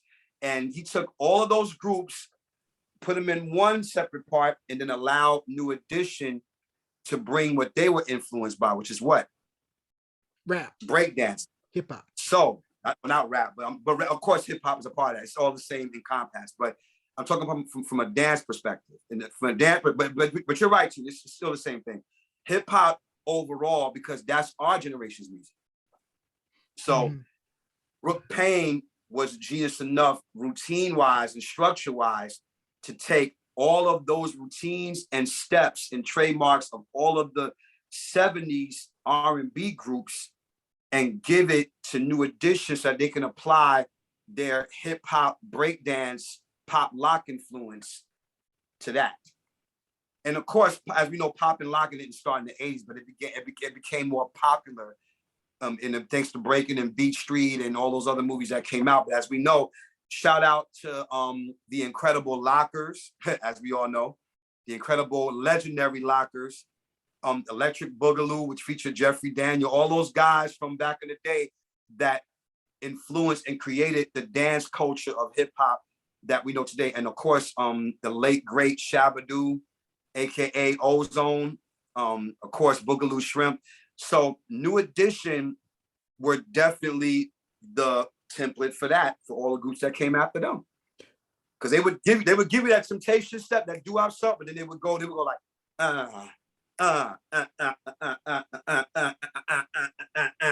like that. That's what made it hot for our generation. Because when I began digging deeper into the groups of my parents' era, I understood it. I put two and two together. I'm like, oh shoot, that's where New Edition get that from. But then it's like, but they put that new thing on it, like that. And that's how it's supposed to be anyway. Every group that comes along in any genre, every artist that comes along, the importance is to take what you learned from the past and add new layers to it. In other words, it's called balance. I tell artists this all the time. It's called balance. Never be too old school where you just totally shut out everybody that's new, because you never know. There might be a couple of guys and girls in there where you'd be like, I like what they're doing. They kind of got, not everybody's not like them. I'm saying, like, there's always a few people that be like, yo, they dope. I like them. Like they're hot. I like them. And then don't be so new school where you totally disrespect the guys that came before you, or you don't know the history of it. If you don't know the history of something, dig deeper. I tell new artists all the time, like don't be blindsided just on the level of what you know because you think it's hot and because you got 30,000 to 1,000,000 views, because somebody before you opened that portal for you to walk through. Right. Especially if we're talking about R&B and hip hop. You know what I'm saying? Especially those genres of music. So yeah. Agree. And if you go and look at some older videos of New Edition doing live performance of If It's in Love on the Heartbreak Tour and on Soul Train, and there's a portion when they're dancing that they're doing the troop dance, which lets me know like, hey, we're paying attention to you, group from Pasadena, California. Troop. I tell people this all the time. Troop can sing and dance their butts off. To me, Spread My Wings is up there with If It Is in Love as my top choreographed video of all time. So can we just talk about Troop? Same with me. And I always call Troop the West Coast version, New Edition. But Troop, what I love about Troop, and we don't talk about this enough, real quick. Shout out to Steve Russell and Al McNeil and John and I forgot the other guy's name. I'm sorry, I'm right now. Yeah, Rodney. My bad, Rodney. Shout out to Reggie. My dance hero Reggie. That was my guy. Reggie, bad boy there. But the thing is that, you know, Troop definitely, of course, they made it clear New Edition was an influence on us, but Troop was still different from New Edition. The influence is there, but Troop had their own sound, their own vibe. And look, you can't get wrong when the great Chucky Booker's doing your production. You know what I mean? So that's another plus to add on to that. You know what I mean? You can't go wrong with Chucky Booker doing your production. It made them stand out. Plus the incredible sicker than sick vocal skills of Steve and Al. Them boy, if nothing else, if they never bust a dance move in their life, and John as well, another sick singer, they never bust a dance move in their life, their singing ability is bar none. Them boys have range and power, period, and can still do the moves. Agreed. And you mentioned My Favorite Girl earlier and how it has a freestyle influence. And this just crossed my mind. Like that song could have been a good cut for this guy, underrated, had cold albums. He covered Gentle by Frederick, Dino. Oh, it could have been for Dino. It could have been for Stevie B. It could have been for George Lamond. I'm a freestyle fan, in case you didn't know, but I'm a diehard freestyle. All of those, it could have been all of those. It could have been George Lamond. It could have been remember Lanier? Yeah, sending all my love. TKA. For you. It could have been the Barrio Boys. Remember them? Yep, Joe Jacket, who was a part of New Kids Camp. Yeah, see what I mean? So, you know, it could have been any one of those freestyle artists. Especially, honestly, I see Stevie B making that record. Because it sounds like him. You walked into my life. Your love was so new. It could have easily been him. You know what I mean? So the thing is that I had to point that out, because if you really listen to it, but you got to remember, what are the roots of freestyle? R&B. With just a Latin flavor. It was the best combination of R&B and pop music mixed together, but with the using of the synthesizer. Like, they took full advantage of that, which created a movement within itself between Florida and New York. It has a whole lot of origins, but Full Force, of course, being definitely one of the first, if not the first, to kind of exemplify that sound, thanks to their production for Lisa.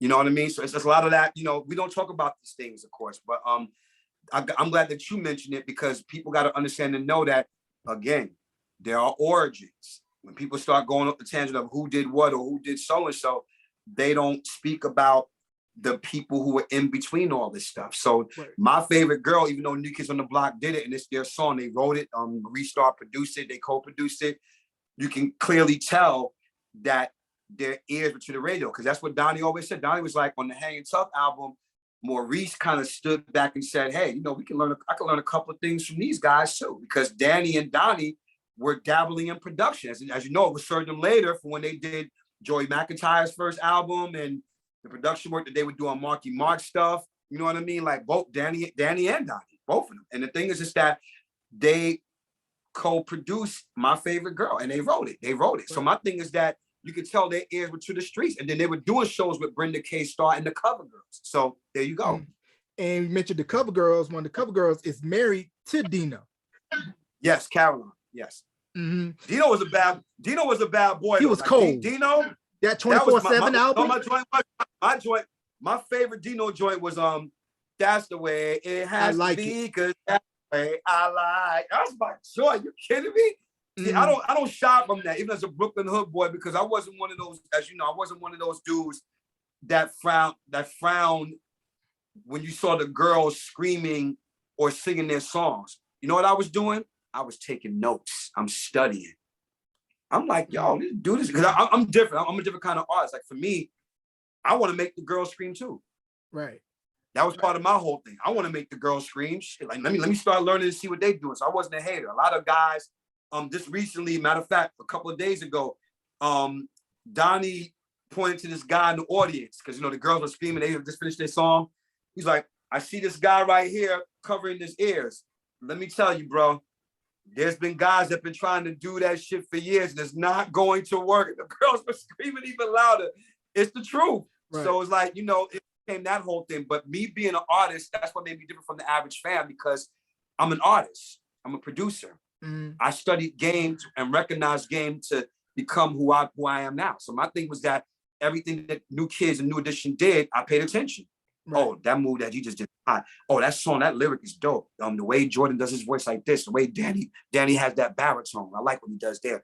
You know, I was paying attention. So same thing with New Kids. Even at the height of their fame, they were paying attention to all of their influences and who they like. They love freestyle music. Of course, they love R&B, because they're an R&B hip hop band. They're not a pop group. They're R&B hip hop. But they love pop music too, though, obviously. Right. And I don't know if you know this. We're going to switch gears and talk about this unsung New Jack Swing girl group. There were a 3-woman group. They were the background singers for I'll Be Sure. And if you look at the Rescue video, yes, the Love Me or Leave Me album is now online streaming. Masterpiece album. They should have been bigger. Wait a minute. Hold on. What you said? It's online now? It's streaming. Wow. I've listened to that album 4 times in a row. Kyle West put his foot in that album. And you can catch my interview with Kyle West, by the way, on here. Can we talk about Kyle West and how Mr. Break It Down don't get enough credit for what he did for New Jack Swing, how In Effect Mode is one of the template albums, along with Make It Last Forever, that really set New Jack Swing up. When they talk about New Jack Swing, they have to talk about what I call the Mount Rushmore album. The Mount Rushmore of New Jack Swing credibility. Guy's first album. Yes. But Make It Last Forever. I'll Be Sure, In Effect Mode, and of course, Bobby Brown's Don't Be Cruel album. That is the Mount Rushmore of New Jack Swing in terms of what started it, what brought New Jack Swing to the forefront, without question. The girls, Terry and Monica, got the other girl's name, but see, we don't talk, because remember, Terry and Monica ended up becoming a duo and ended up writing songs for Mary J. Blige and a whole lot of other people as well. And the thing is that the girls, that too as well. And the girls, you know, it's sad when I think about it, because see, we know the history. So that's when the good girls came in, because see, the good girls were able to achieve what the girls did, which was become the first template of what we call the 90s R&B hip hop girl group. So giving credit to the girls and the good girls, especially the good girls, because they were even more dangerous in hip hop than the girls were. The girls were dope, but honestly, if they had to go head to head, the good girls are going to pretty much steamroll over them. And not because anything bad, like, oh, they weren't. I said, no, because they're dope. But the good girls set the template for the model of what we call the 90s R&B hip hop girl group. There would be no SWV, no Escape, no Black Girl, no TLC. And I would say In Vogue, but only because of just the influential part of the girl group thing. Because In Vogue had a totally different sound than all the girl groups. They had the hip hop influence, but it wasn't emphasized. Well, Funky Divas emphasized it more in the first album. But TLC, in my opinion, was the regarding template of what the girls and the good girls created. Mm-hmm. Matter of fact, Pebbles even said in an interview, I created TLC. I had the vision for TLC because I was a Good Girls fan. So going back to the girls, that first album that they did, if these games you're playing, I don't wanna. It got lost in the sauce, and that it's just sad because that album definitely was the first of its kind. Because now, even though the girls have been screaming for their favorite R&B pop groups for so long, now we finally, the fellas, now we had the girls that we can scream for and get excited about. Mm-hmm. You know, and I had the biggest crush on Terry from the girls. You know what I mean? And of course, Joyce Talbert was my crush in the Good Girls. So that's, you know what I mean? So all those other groups, again, if it wasn't for the girls and the Good Girls, there would be no Escape, no SWV, no Jade, no Black Girl, no TLC. And like I said, In Vogue in terms of just the group purposes, not so much their sound, but all the other girl groups that came out and had success. Because remember, those girl groups I just mentioned, they went on to have the success that the girls and the Good Girls unfortunately really didn't have.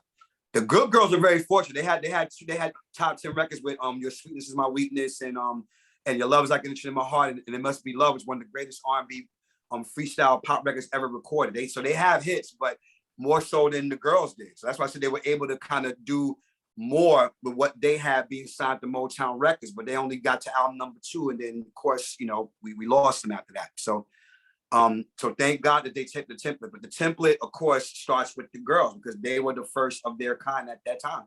They just never got the spotlight they deserved. So thanks for talking. Yeah, and you can catch my throwback interview with Monica and Tara from the girls also online as well. And like I said, the Love Me or Leave Me album is now streaming online.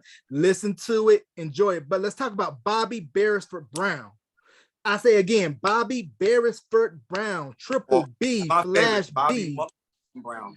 Yes, and how influential Bobby Brown in his solo peak was. Don't Be Cruel. Dope album, but King of Stage though, if you listen to that back half of that King of Stage album, especially the title cut King of Stage, you saw the direction that he wanted to go to for the Don't Be Cruel album. Absolutely. I mean, another one, you know, see, you getting me today, man. You getting me today for real, because I promise you,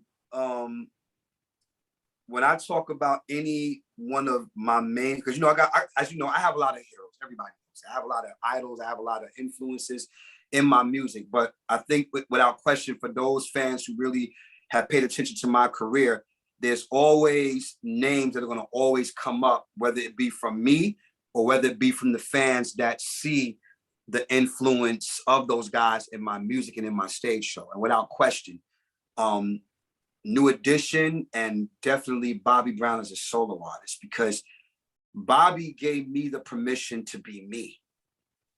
The same way how, you know, James Brown, Michael Jackson, Teddy Pendergrass, Marvin Gaye, all the solo superstars from the 60s and the 70s, Bobby Brown was one of those guys in the 80s alongside the Luthers and the Freddies, because of course, Luther and Freddie was definitely more for the more mature audience because they were, you know, they were older and they catered more to that grown and sexy, sophisticated type of crowd in terms of R&B. But Bobby Brown catered to the folks of my generation. And what I love what he did is because he's a fan of that. Remember, that's his era. You know, Donny Hathaway, as a matter of fact, if you look at some of Bobby's tours, Bobby, when he was taking a break from doing all the high energy stuff, have you ever heard Bobby's version of him singing A Song for You by Donny Hathaway?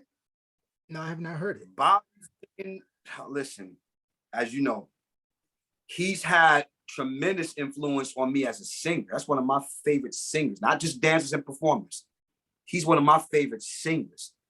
I've had people come up to me, not because I tried to be like him, it's more so because, you know, people hear you differently. So I remember one time I was in the show, it's like, yo, Lord, man, you got this Bobby Brown quality about you that I love. And people would always say that about me. And I'm like, well, that just means that you really been studying me. And then because of the fact that I get most of my swag from Bobby as a singer, as a dancer, as a visionary, because he was just so creative and just knew what he wanted to do, the blueprint of what him and Ralph created together. Because I know the story behind that. It's a whole nother subject. But the whole thing of the combination of that swing style of R&B. And then I love Bobby because he was able to carve out that niche. Most guys of his caliber can only do up-tempo songs. So to go from, because I would never be that girl, to go that, now that you are here with me, baby, let's do, like that maturity in his voice, you know what I mean? Like he could be that smooth and can sing his ass off and give you the ballad.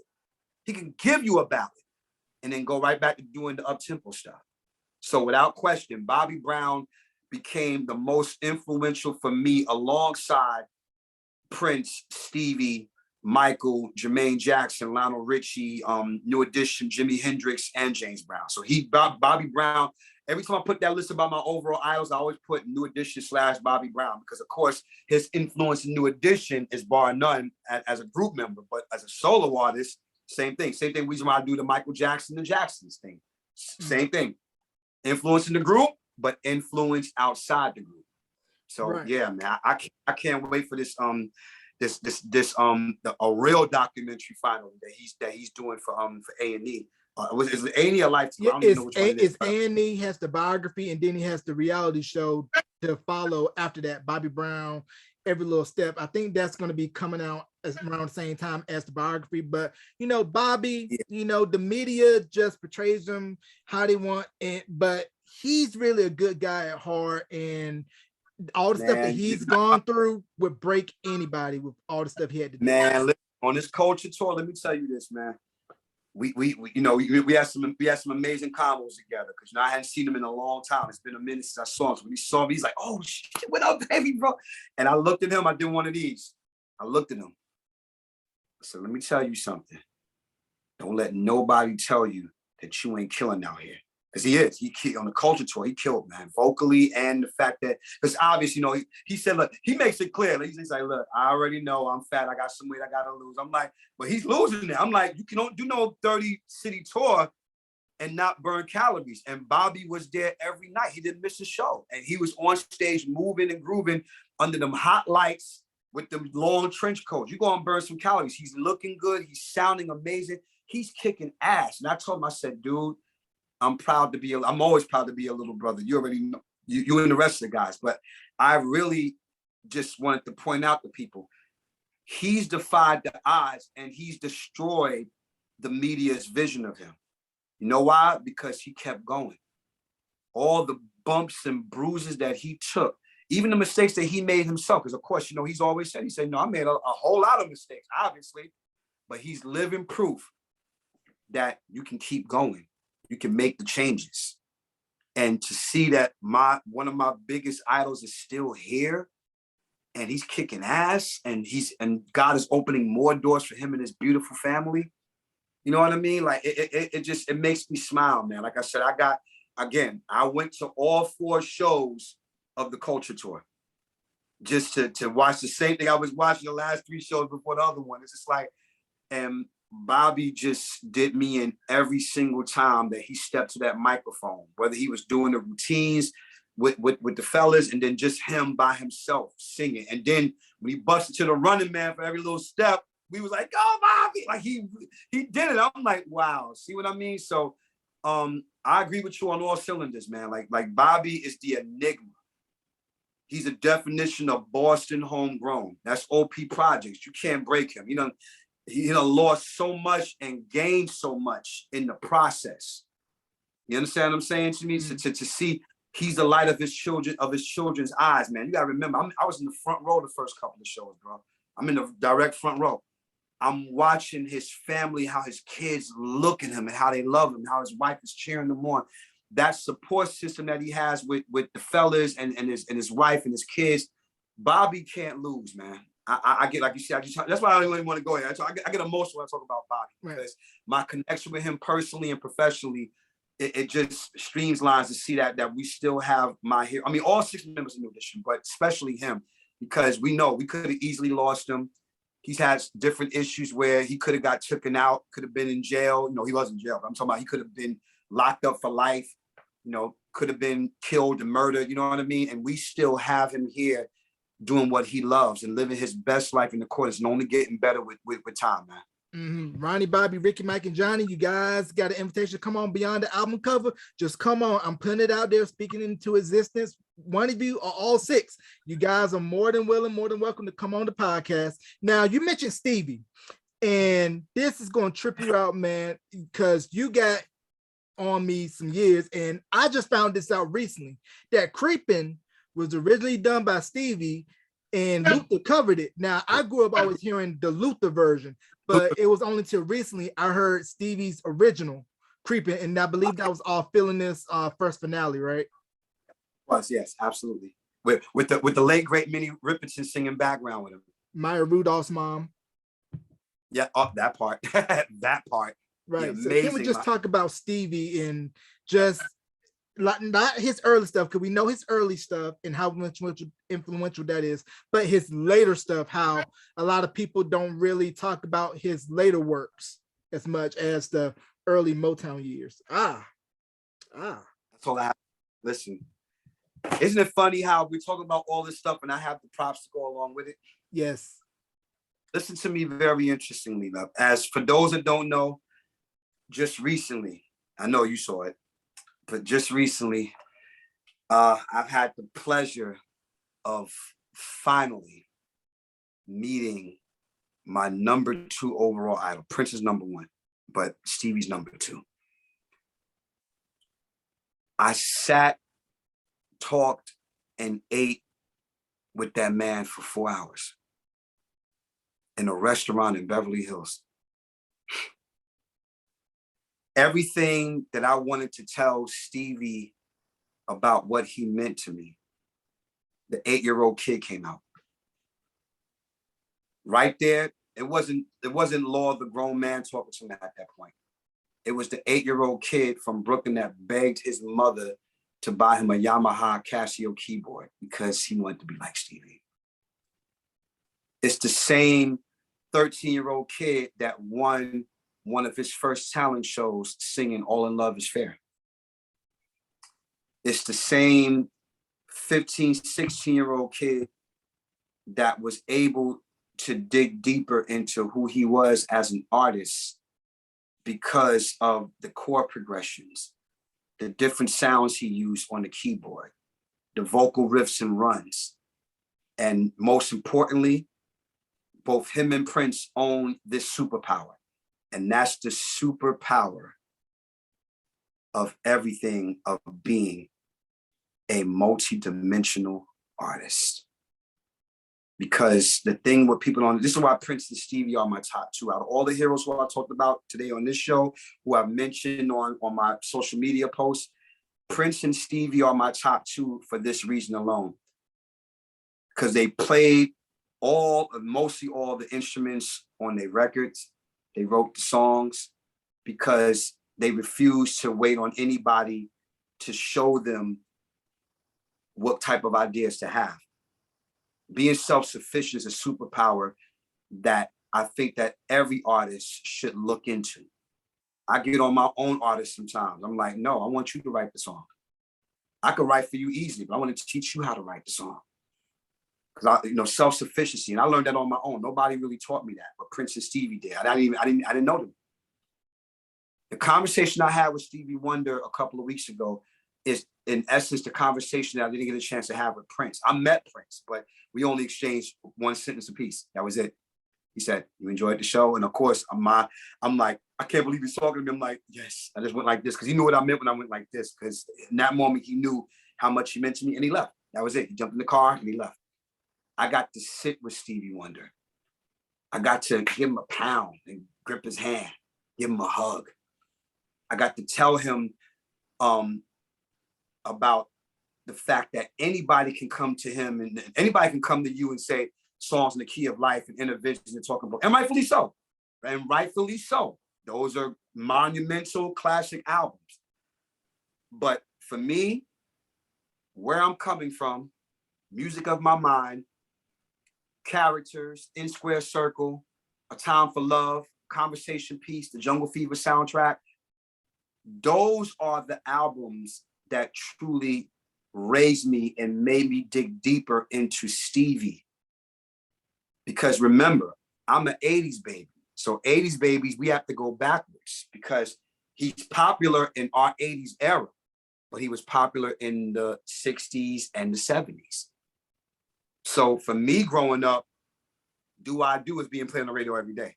Part-Time Lover, Skeletons, You Will Know.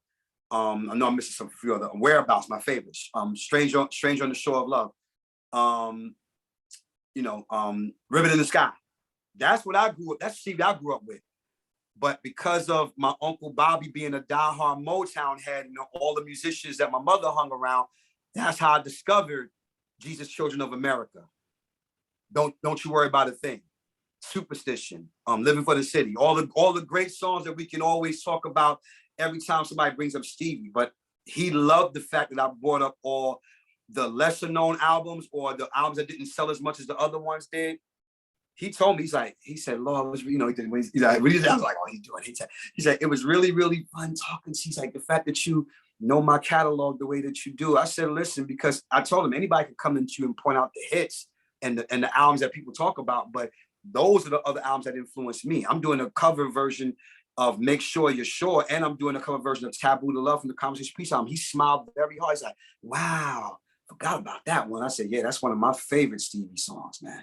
So again, for 4 hours, hanging with Stevie, to tell him everything he meant to me, and for us to exchange information, I like I said, I could sit here all day and talk about the magic of his chord progressions and how it changed me, and the fact that he didn't allow people to box him in. He's done every style of music: classical, jazz, funk, pop, R&B, country, Latin, and we can name each song for each one. For Latin, Another Star, la la la la la la la la. That's Latin. Straight up funk, All Day Sucker. Straight up Superstition. That's funk and R&B and soul. Then you got Pastime Paradise, Hawaiian Island, that whole, the whole vibe of that. Then you got Contusion, which is an instrumental, but that's straight up jazz fusion. Like then you got gospel, Love's in Need of Love Today. You know what I mean? The whole aspect, he gave you every style of music. And that's Prince's hero, just so we clear, in case nobody didn't know. So now it makes sense why Law is who he is. You understand what I'm saying? So even though Prince being my number one hero, it still ties into Stevie because Stevie is Prince's biggest influence. You dig what I'm saying? Right. Then you get a record like I Never Dreamed You Leave in Summer. That's a straight up pop ballad. It's just beautiful, and it has a somber tone to it. Like Stevie can give you all that. Then you have Village Ghetto Land, which is straight up Bach Brahms symphony music. Would you like to go with me? Like, and he has just nothing but strength. So again, I don't want to make it too long of a point, but I'm just excited because it's funny you brought it up because everybody's been sending me emails and texts. They were happy for me. They couldn't believe that I actually got a chance to hang with one of the most important influences of my career as an artist and a producer. And I'm still tripping out over it. Even as I'm talking to you and reminiscing, just the fact that I was just in LA in Beverly Hills, hanging out with my idol and asking him every question I always wanted to ask him. As a kid who was training his mind as a producer and a songwriter, and Stevie answered all of my questions. And his memory is sharp as a tack now. Like he remembers everything in terms of like what he played on. I asked him what keyboards he used for certain. I asked him what drum set he used. It was just dope, man. So again, happy birthday once again. His birthday was yesterday. Happy birthday to one of the greatest tourists to ever walk the face of this earth, Steve Lynn Morris, aka Stevie Wonder. And I want to talk about this unsung girl group who I felt they could have had more success after the debut album. And they were unique because they were a duo. You don't really see a lot of duos. I'm talking about Jeanne. Oh, Jeanne was very influential. And thank you for bringing that up too, because we don't mention them enough as well. And a lot of that credit, besides their awesome vocal dynamic, One was more smooth, one was more aggressive, but they both can do aggressive as well. Like they can both do each other's style. The vibe, listen to the vibe. It's funny. Listen to one of their songs, listen to the vibe. There, but that credit equally goes to the incredible, the incomparable, my Jersey big bro, K motherfucking G. Divine Mills. He's in my top 10 of favorite producers of all time. Because KG and the Divine Mills sound that he provided for Janae, Coffee Brown, Jaheim, Next, that whole period, man, I tell him every time I see him, like we so close now, so I'm just talking about stuff, but I made sure I gave him his flowers the first time we met before me and him became close. That guy, you know what I mean? So that credit goes to him as well, because Janae only had 2 albums, and those 2 albums were so classic. Listen to a song like Crush, Request Line, Groove Thing, Hey Mr. DJ. That smooth club, roller skate, funk, disco kind of vibe, but it still had that hip hop tone to it. Mm-hmm. Like KG is a genius, man. Nobody can tell me nothing different. KG's a genius. Like he literally made that thing pop. But Janae, their look, their style, again, their vibe, going back to they had a song called Listen to the Vibe. That they knew what they were giving off. Because you gotta remember that's the word. See, let me just detour real quick. It's so funny when I hear words like vibe and bro.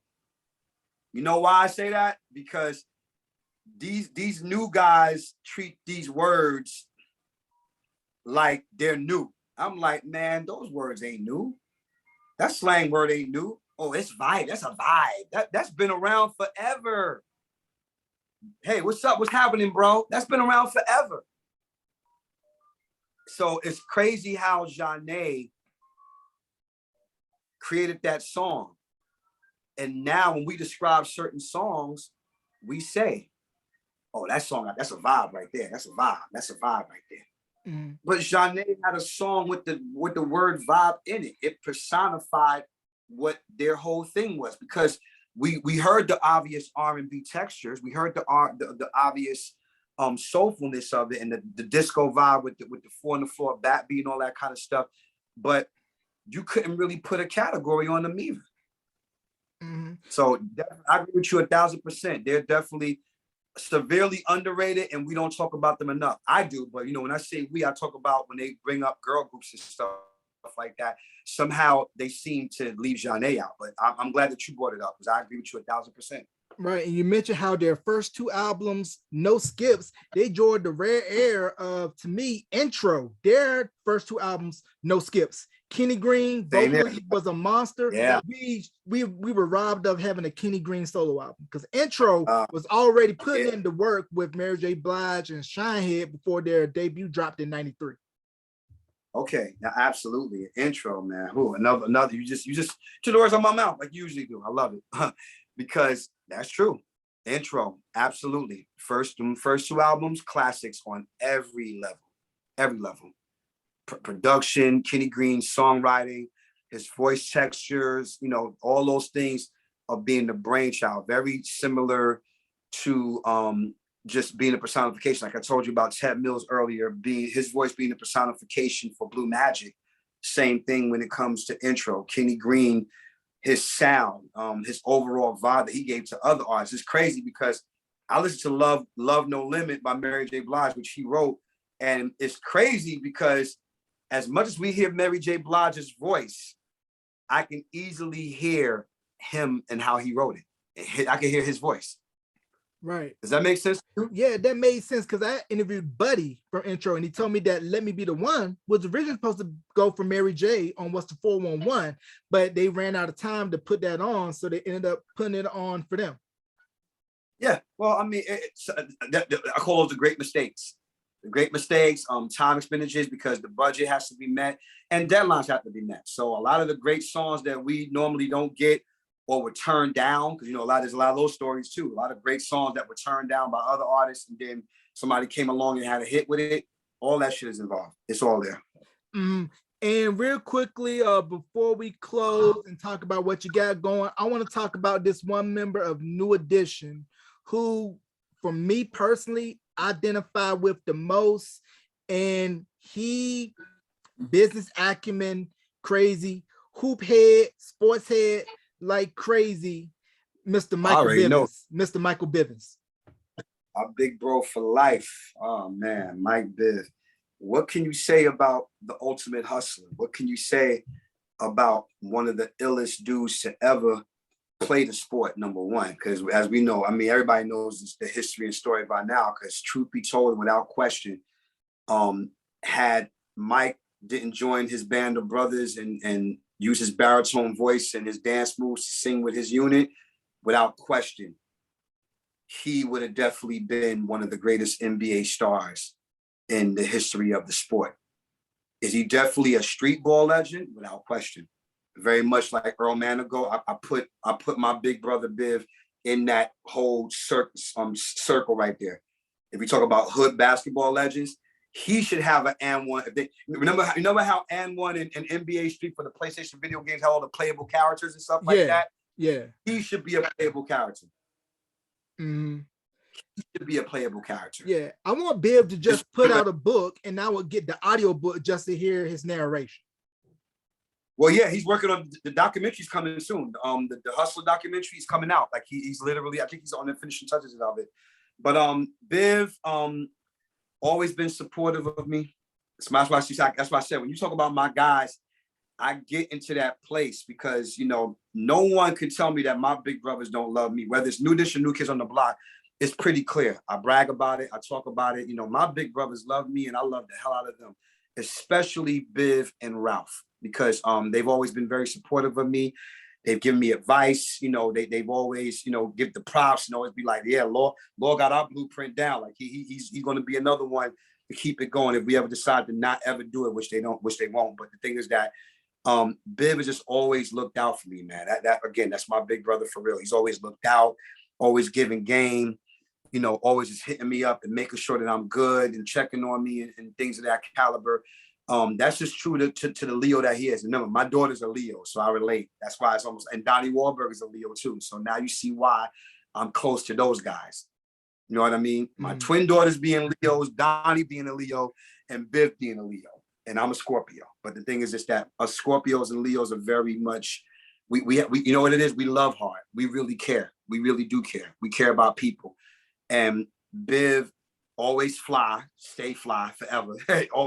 always flies. When he's like, yo, he said, came to one of the shows, like, yo, that jacket is hard. I'm like, oh, wow. If Biv said my jacket is hard, I'm doing something right. That's big bro, little bro stuff. You know what I mean? So, and not to mention, we don't talk about his credo as a singer, because here's the funny thing. I've been trying to correct people for so long. People always think that, oh, Biv and Ronnie don't sing. Yes, they do.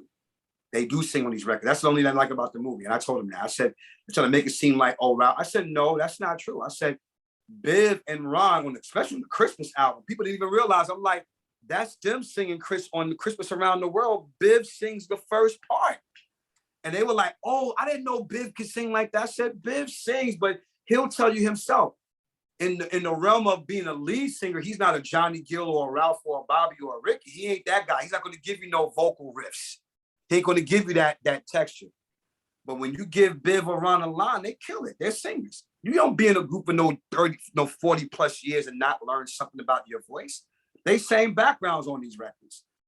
So credit goes to Biv. I always say that Ron got more leads than Biv did, but Biv's vocal tone was always dope to me. Listen to a song like Marianne. Marianne is my favorite New Edition song because it's the first song where you hear all 5 members sing lead. And Biv and Ron does the bridge, which is, I know my life won't be the same, but if you hear me call your name, girl, that's Biv singing that part. And Biv sounded good. So I'll be like, Biv can't sing. I'm like, Biv sounded good. Keep in mind, I point that record out because there was no auto-tune or none of that back then. You couldn't fix no vocals. You had to sing it the way you had to sing it. So if that don't give his proven ground as a singer, I don't know what is. Like I said, he's not a lead singer. That's not his job. Right. Get a couple of lines, do a couple of raps, and he does his steps, and he plays his role. He's always said, I know what my role is. I'm the baritone bass singer for certain parts in the song. Popcorn Love, I keep thinking. Contrast the Jermaine part to Ralph Michael part, So I'm glad that you brought him up. Like I love that dude so much, man. Like I said, he's always looked out for me. That's my big brother for life. He's always giving me advice, giving me game. He supports me. He's always co-signed my work.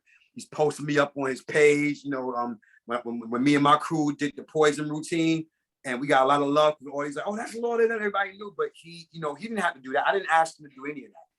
Just so we clear, I don't ask any of my big bros who are my idols to post me or do any of that stuff. I don't ask them to do any of that. Right. That comes from the heart, because if I'm living up to the example of how much these guys have influenced me, then I'm doing my job. You know what I mean? So yeah. Yeah, because if you look at the Poison album cover, Mike was wearing Timberlands before Tim's really took off, and then the jacket he wore, he made sure to have New Edition shown in the front, so that way to be like, hey, even though everybody's doing their individual thing, it's all about the tree, which is New Edition. But let me add something more to that. I'm gonna let it go. The Timberlands part, yeah, he definitely, in terms of being on the album cover, yeah, but you gotta remember, and I think you know this already, that's a New York thing, especially on a Brooklyn level, because the guys who really popularized Timberland boots, that credit goes to all of my big brothers in the mighty boot camp clique, Duck Down Records, Helter Skelter, Smith & Wesson, Buckshot. They started boot camp. They started Timberlands and fatigues. Army fatigue clothes were not popular in the streets until those guys did it, because that's the personification of what we wore in the street. Because everybody's like, "What y'all guys going to war?" I say, "Yeah, there's a war in the streets," and as you know, that's a whole other subject for us to talk about. But boot camp clique started Timberlands and fatigues in terms of popularity. There were other guys that were wearing it in Brooklyn, New York, but once we saw the video with them with the green beret, camouflage pants on, and the Timberlands, that became the standard look in hip hop for the next 2 to 3 years, without question. So that credit ultimately automatically goes to all of the members of the boot camp clique. Rest in peace to my big brother Sean Price. One half of Helter Skelter. Same thing. Yes, sir. Yes, sir. And shout outs before we wrap. What projects you got coming up, bro, and your socials? Humanity 101, the album is coming. We're almost finished with everything. I know it's supposed to come out this month, but we've been working real hard on all these shows that we got coming up on the corporate scene and on the regular open to the public shows that we got coming up. We have a sold out show on June 6th in Minneapolis, which is the day before Prince's birthday. So I'm going to be doing about 5 of my originals, and then we got a whole incredible, crazy ass Prince tribute set that we're doing. So I can't tell nobody about that, but it's definitely. So for those who live in Minneapolis, the Minnesota Music Cafe, we're going to be there June 6th at the Minnesota Music Cafe, and then also I got 4 more albums coming out, and I got a bunch of different jazz. I got a jazz fusion project I'm coming out with John Patitucci. I have an all hip hop album coming out. I got more stuff coming out with my pop country artist Arizona Lindsay. I also have another project working on with my Latin artist Tina Torres. So I have a lot of stuff going. I've been a pretty busy guy these last couple of months, because even though I've been hanging out with New Kids and New Edition, a lot of fans on the Blockhead side already know that I'm going to be working with Donnie Wahlberg possibly for this next New Kids on the Block record. So there you go. Yeah, it's a lot. So God is good. It's a lot of great stuff happening and opening up for me right now. So I got to tell people to stay tuned to my page, Planet 12 Law on Instagram, Planet 12 Law on Twitter, Planet 12, Law Planet 12 on YouTube. So let me get that straight and make sure. Planet 12 Law on Instagram, Planet 12 Law on Twitter, Law Planet 12 on YouTube, and of course, Facebook.com/Law Planet 12. And that's where they can find me. All my music is on Spotify, SoundCloud for exclusives. So of course, Planet 12 Law Planet 12, you can put it in and it'll come right up. There it is. And my bro always got something cooking. You can catch this interview wherever you stream podcasts and on YouTube at youtube.com/Beyond the Album Cover. Once again, my pleasure. Talking shop with my brother from another mother, BK to the fullest, Law. Thank you, bro, for coming Thank on. you so much. Bro. Thank you so much for everything. I appreciate you, love you. Keep continuing to rep for the culture, because as always, you are doing an amazing job, you know, giving light to me coming into the game late as a podcaster, but knowing that the examples that you and so many other guys who I love keeping the culture alive on every level, be it R&B, pop, or anything that we can talk about in the match. Patrick, at the end of the day, us as a people, we created it. So you're definitely a forerunner in this game in terms of your platform. And thank you for always inviting me. You know, I always say that us creators, we create our own tables and our own seats, but it always feels good to be invited to somebody else's table who you have a lot of common ground with. So brother, I thank you so much. And I love you, man. Thank you. Yes, sir.